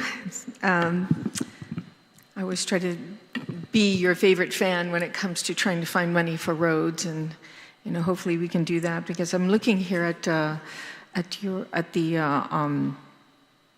from OFB, the spreadsheet, and I'm seeing here that the highway maintenance construction, no, this is at village streets and road resurfacing and repair, which is coming out of the Guam Highway Fund, is at $2 million requested, compared to last year, who I was very disappointed in FY25.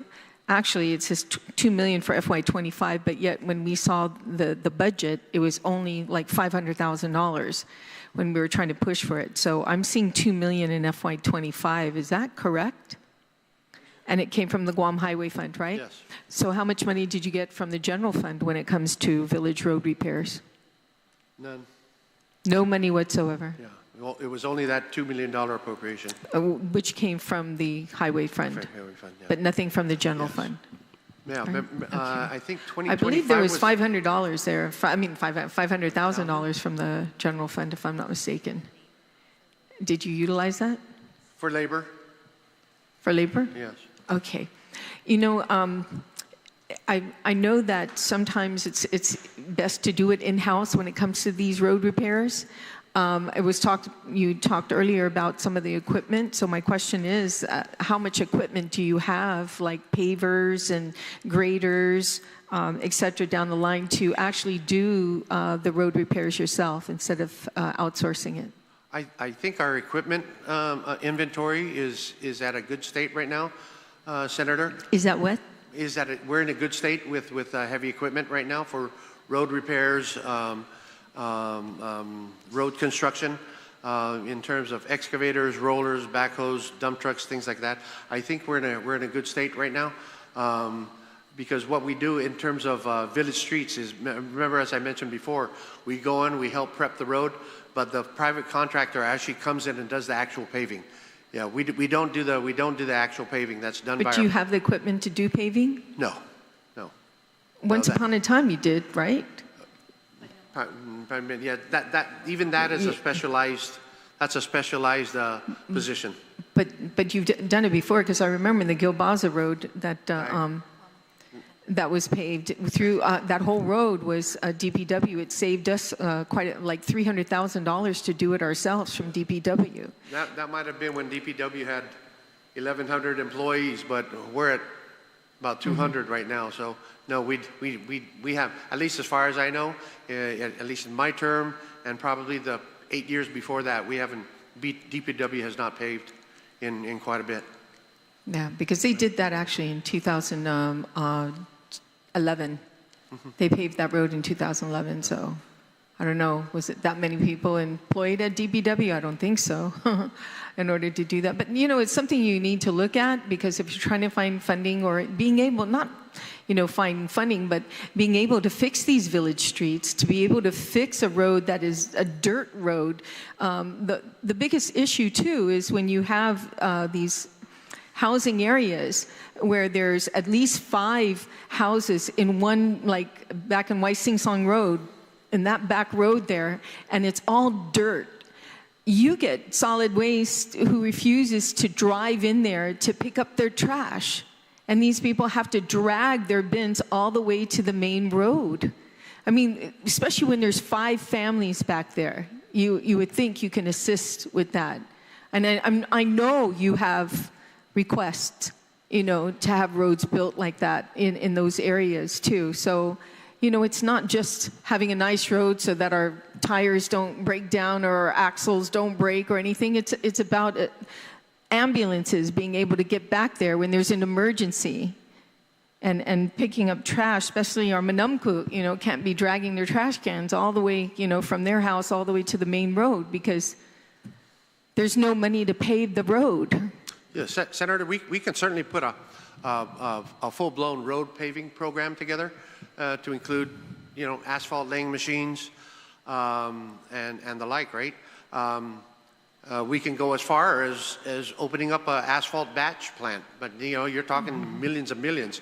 And even if we were to procure and operate asphalt paving machines and things of that nature, we're still going to be at the mercy of the one private contractor who mixes asphalt. So, you know, we could start there. I hope so, because you know, it sounds good. Everyone talks about, oh, I like the striping, oh, I like what you've done there, but you know, that's minimal compared to what the real reality is out there on our roads. You know, and a lot of it has to do with safety. You know, the 2009 Village Master Plan. What is the latest? Are you planning on updating that? And we know that it used to be $1 million a mile to pave a road or to fix a road. What is the going cost now per mile? And are you going to update the 2009 Village Master Plan? Senator, in terms of the 2009 Village Master Plan, we've done a huge chunk of that already. Does it need updating at this time? Probably does. But we are, as I mentioned so many times, we are literally playing catch up with all our projects. Road paving, street paving, maintenance, so on and so forth. So, you know, with the limited staff that we have, it's not an excuse. I'm just saying it's overwhelming out there. And you know, we thank you for your passion, because you've always helped us with the road paving, right? And we get it. It's just there's a lot of roads out there. Well, that's why I'm very disappointed that every time you come in front of us, you know, you don't ask for that amount of funding to help pay for these village streets. You know, these roads that go into homes that can't even get an ambulance or even a trash truck to go in and pick up their trash for them. And so also there's a DBW, have you coordinated with Guam Transportation Plan of 2030 to ensure village streets addressed specifically and not just broadly referenced? Yeah. Senator, at the last budget hearing, I mentioned that the previous 2 years we received $10 million specifically for village street paving. And at the last budget hearing, I was very hopeful. I said, I hope we get the same amount for village street paving because we spend it. And for FY25, we didn't get the $10 million appropriation. Right. Well, I introduced a bill this year to get $10 million to you. For this year, give us the $10 million, give us $12 million. We'll spend it. The roads are out there to be paved. We can certainly agree on that. We look more and more traffic accidents, and it's based because what? You can't see the lines, you can't, you know, people are dodging potholes, you know, so that their cars aren't, so you need to ask for that money. And I was so disappointed to see that you did not request it. We did, Senator. Okay, yeah, do a supplemental, please. Send a supplemental into this budget, you know, for your budget, and ask for that $10 million, and because it's needed. The bus operations division receives about $7 million, well, in FY25, $7.8 million, and now requesting for $7.9. And this is from the Guam Education Facilities Fund, correct? Territorial. Okay, the territory Guam, okay. Yes, TEF. The TEF. Is it limited to, I know it's limited to education, right? You know, it says education and hence education. However, in FY24 of April, there was only a slight, you know, increase in tracking in FY24. It was 63,318, just slightly. Today, FY25 of April, there's a negative of 2,042,018. I don't know if you're tracking this particular fund, but this is a very important division in your agency for the buses. So I'm seeing a shortage that's tracking. And then, of course, I looked at last year because at the end of FY24, there was actually just a slightly more, like 98,000 in excess. But like I said, it's tracking differently. So you need to keep an eye on that and let us know right away, because I'm not seeing that there. I'm glad Senator Barnett brought up the barricades. I think I'm getting the same phone calls he is, especially the one in Barragán Heights with putting those barricades at least, in front of the bus stop. So I too, like to share my concerns on that as well. The last question I have is, it talks about your,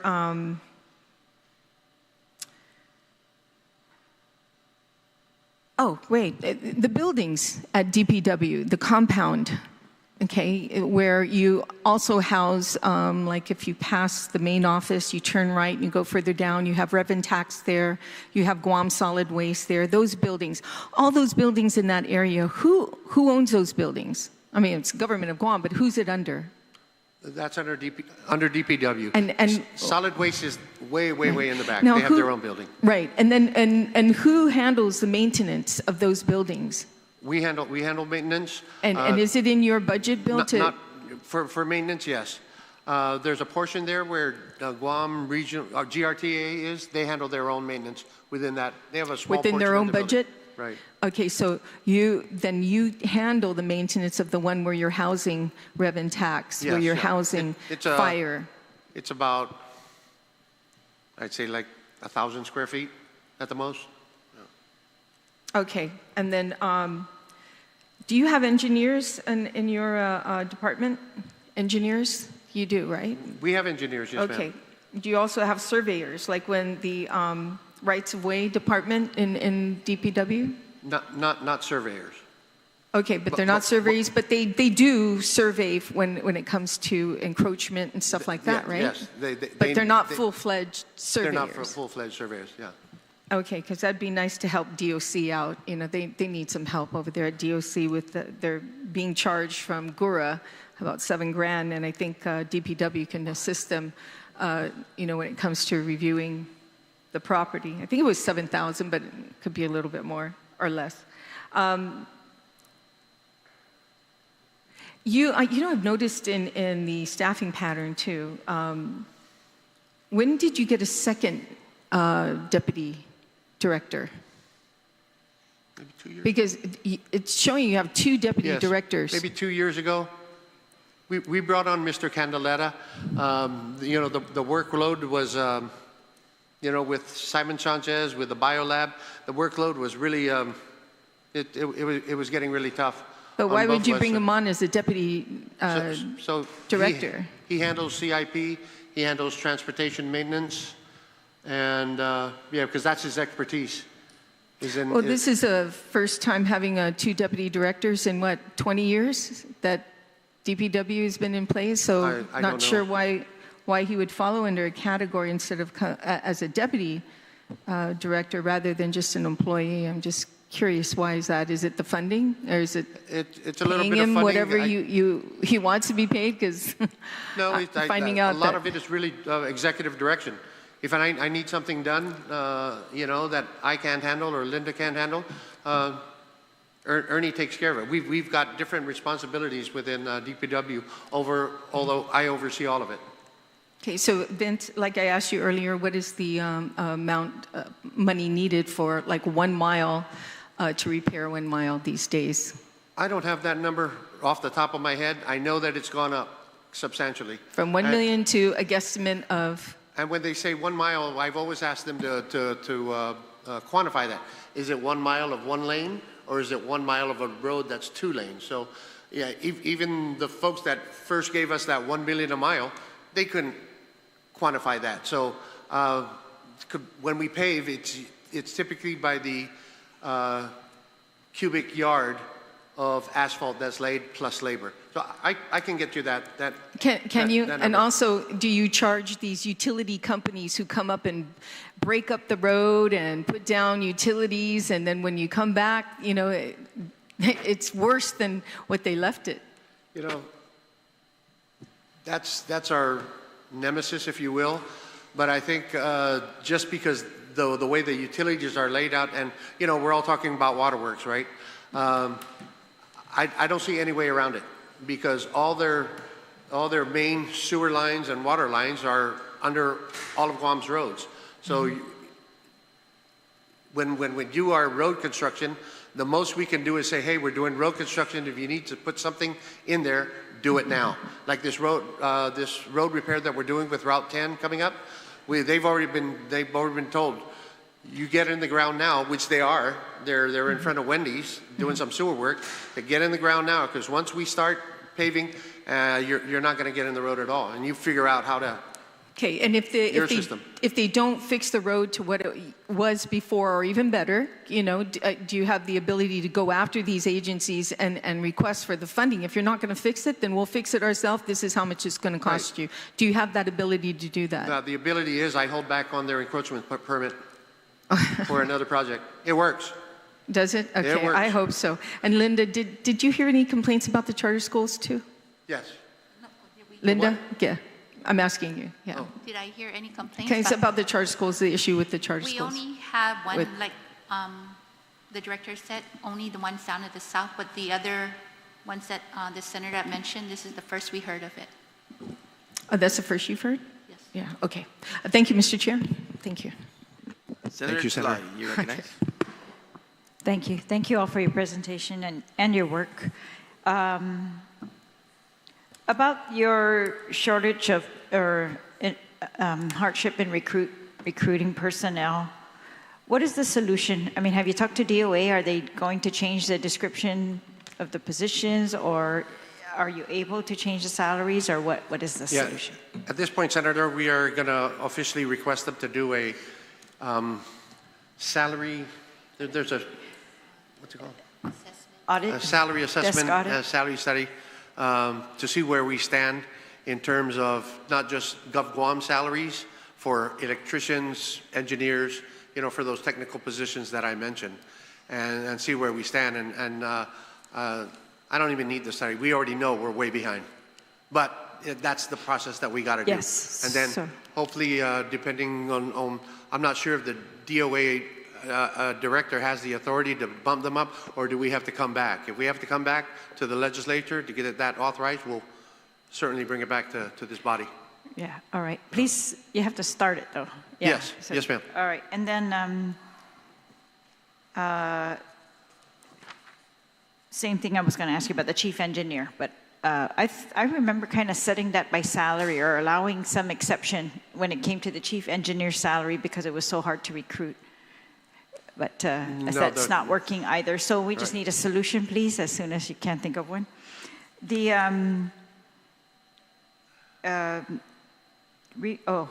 the digitized permit process, right?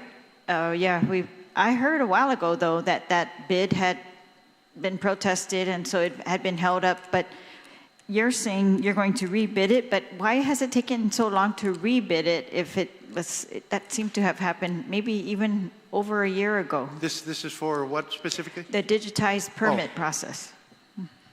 My understanding is there was a protest. It got referred down to GSA, and I believe the AG's office, because they handle protests, and So you're not able to rebid it yet?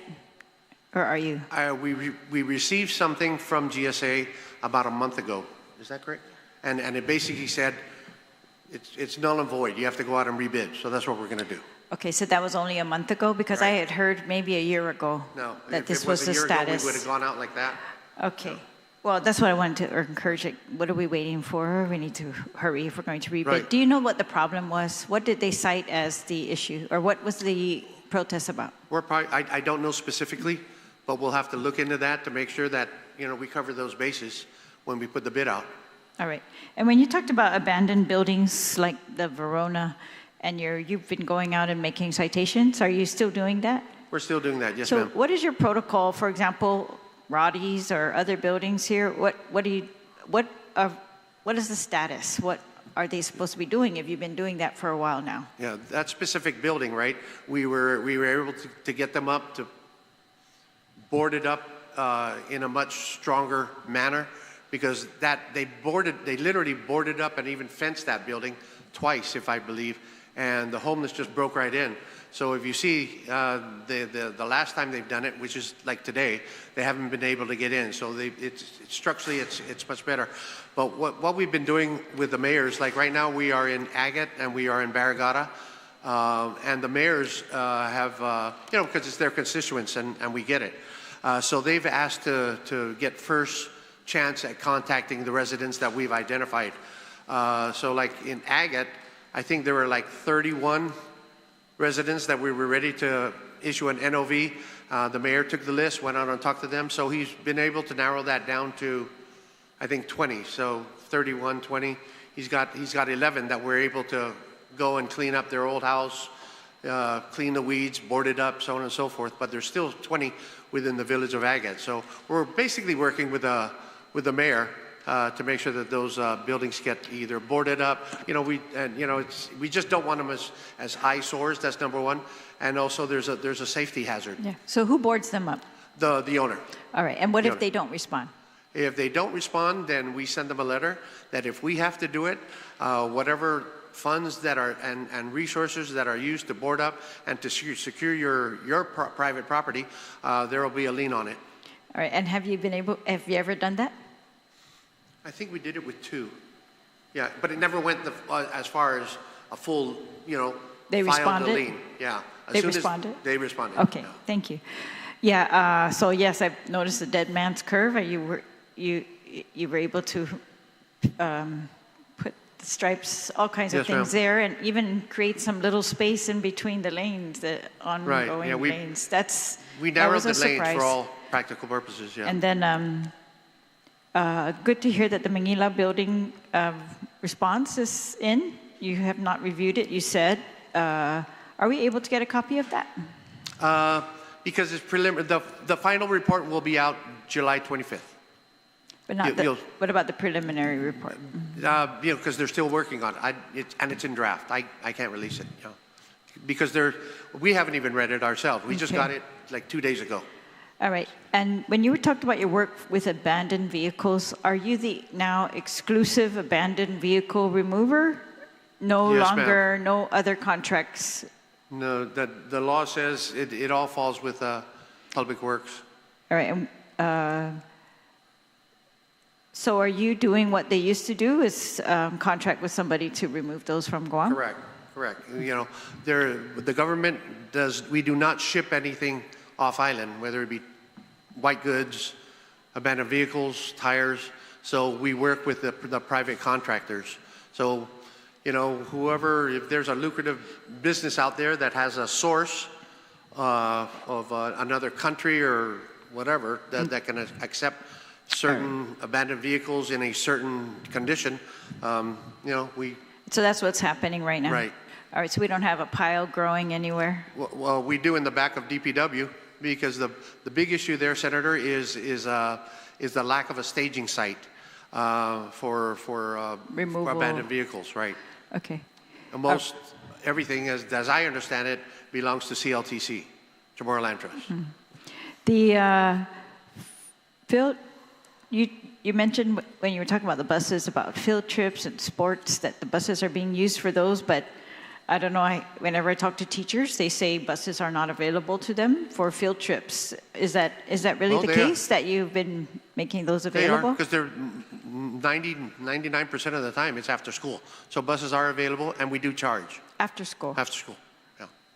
There are some that might be during school, what's that, like for field trips? Yeah. That's in between let's call it the 8 to 2 o'clock.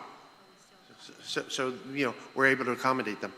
Okay, and then the storm drains, are we complete with the rules and regs? No, right? No. Those are still pending by DPW? DPW, yes. It's called, I think the citation is MS4, Municipal Storm Sewer Runoff, Water System, 4 S's, something like that. Yeah, MS4. And so we are under permit from the US EPA. And so even with that, we don't have the staff to actually take on board. It's one of those unfunded mandates that basically says all the rainwater that you catch here in Guam, by the time it enters the outfalls, the oceans, it should be at this certain clean level. That's humongous. That project is in the super millions, if you will. Talafofo Bay alone, just to control that outfall is outrageous. So one of the things we were thinking of doing, and we're still in talks with them, is because we don't have the immediate staff for that, is we do have our program management team on the federal highway side. We're looking at them to do it on the local side, but we would have to find local funds to pay them to help us administrate that. It's a huge project, and this is not a simple thing.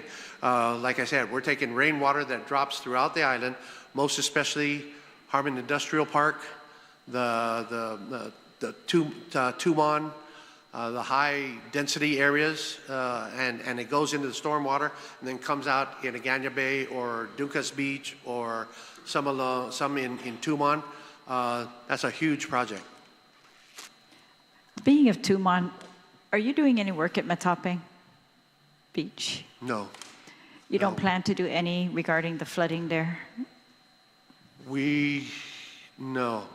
What I see on what's on the radar with Tumon is the GVB and a lot of the members there from the Tumon Hotel and Restaurant Association, I believe, or that consortium that they have there. They want to fix up Tumon and repave San Antonio, basically from the Hilton all the way up past the West End and then back up to Marine Drive. I said the fastest way to do that would be a simple mill and pave, right? Do you have the money? No, I don't have the money. So I know they're looking at funding for that.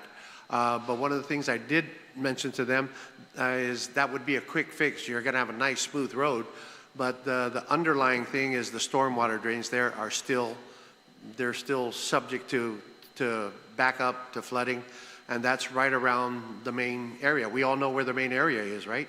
It's right at the lowest point of Tumon, which is the Sandcastle area, the Dusit, the Hyatts, so to speak, in that area. So that needs to be addressed, and that's the last I spoke with one of the engineers who had fairly decent knowledge of that issue.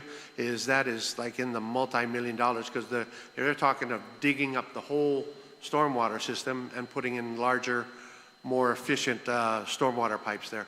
And then on top of that, so the water drains, right, and it goes to the Fujita ponding basin. That's a useless ponding basin because that's already met with the ocean water. So it never permeates, it never sinks, it just stays at that one level. So what do you do with that ponding basin? There's some schools of thought is we've dredged it once. That helped about maybe 4 years ago. That helped a little bit, but like I said, we already reached the tide. And then there's all kinds of endangered species in there. It's incredible. And once the endangered species are in there, I can't get in. So there's some schools of thought is pumping it out, pumping it up to Marine Drive, then letting it come down here and exiting here. That's still being looked at. It's a big issue. On the Magaʹhågan Beach, it's really a sanitary issue. This has been going on for years where there's so many people that go there, paddlers, all kinds of sports, school events. But the water that pools is very unsanitary. And is there any way DPW can just find a quick fix? Because apparently GVB has taken that off their list of things that they're responsible for. So no one, apparently DPR said they have no plans for it. And so I'm asking you if you could take a look to take care of that ponding that happens in the parking lot. It's that, because they can't park. They have little kids walking through the grossest water, and it's been going on for years. No one, they keep passing the buck. I'm sorry, but I'm going to ask you, you've been able to get these other things done, to please take a look at that. If there is a temporary fix before we have a permanent fix, please do that. Yeah, okay. Thank you. I really think it's a safety issue. Thank you. And then my colleague talked about this paving of the streets. I think, so you talked about some of the projects that you're done, and then you gave us a list of the ones you're planning, like, for example, the south. I guess I just wanted to get a clear delineation of which ones are for FY26 funds, which ones 25, right? And which ones, you gave a list for the federal funds, such as the Route 10, the EPAL Road, and the airport to Route 16. But are there any other, I think these are they for, well, these say 2024 grants. So for the local funds for 2026, yeah, what should we expect? What you described, the Hagat, Malasu, Inilahan, Talfo, or some, are these for 25? Umatic is one, going down that Umatic Hill, the one Yeah. that for some reason, trucks and buses, everything, they just seem to gravitate toward that ditch there, so we're gonna do some work there. And then there's another road in Umatic, I believe on the, behind the bridge side, that we're looking to pave. That's a major flooded area.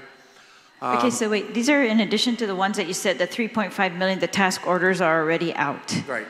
So this is in addition to those, you have another list for FY26, right? For the funds, the 2 million plus. Yes, so we're going 1 to submit in a supplemental budget to address all our roadways. Okay, you're going to show us, just as, at least so that I think the people, or at least if they know what to expect, will be done in 26, and then they know these others are not going to be done in 2026, and then we know also that don't expect it to be done unless we're able to appropriate some more money, something like that. Just so it has to be very clear to me what you're able to do with these amount of funds, which roads.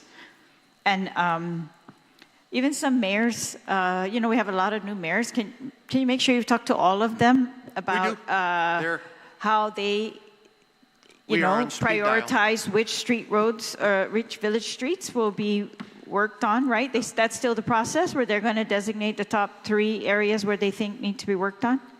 Okay, because some of them still have some questions about that. It really depends on the size of the village, the condition of the roads. We really try as much as possible to spread it out amongst all the mayors. Yeah. Okay. I want to thank you because we passed a law last term for Mr. Dueñas, whose property had been used as a ponding basin or something by DPW, and you were able to take care of that in Maina. Yes, so apparently I asked him the other day, and he said that's been taken care of. So that was very quick, so I want to thank you for that. Took a while. I know there are many others who have issues like this all across the island. You still have Route 4 to take care of, you know, making sure that the owners of these properties that the government's using are really taken care of and compensated, and that those who have easements that are actually not usable, that we find a way. So I want to thank you as well for working with the mayor of Guåhan on the easement for the Magaʹhågan Road. And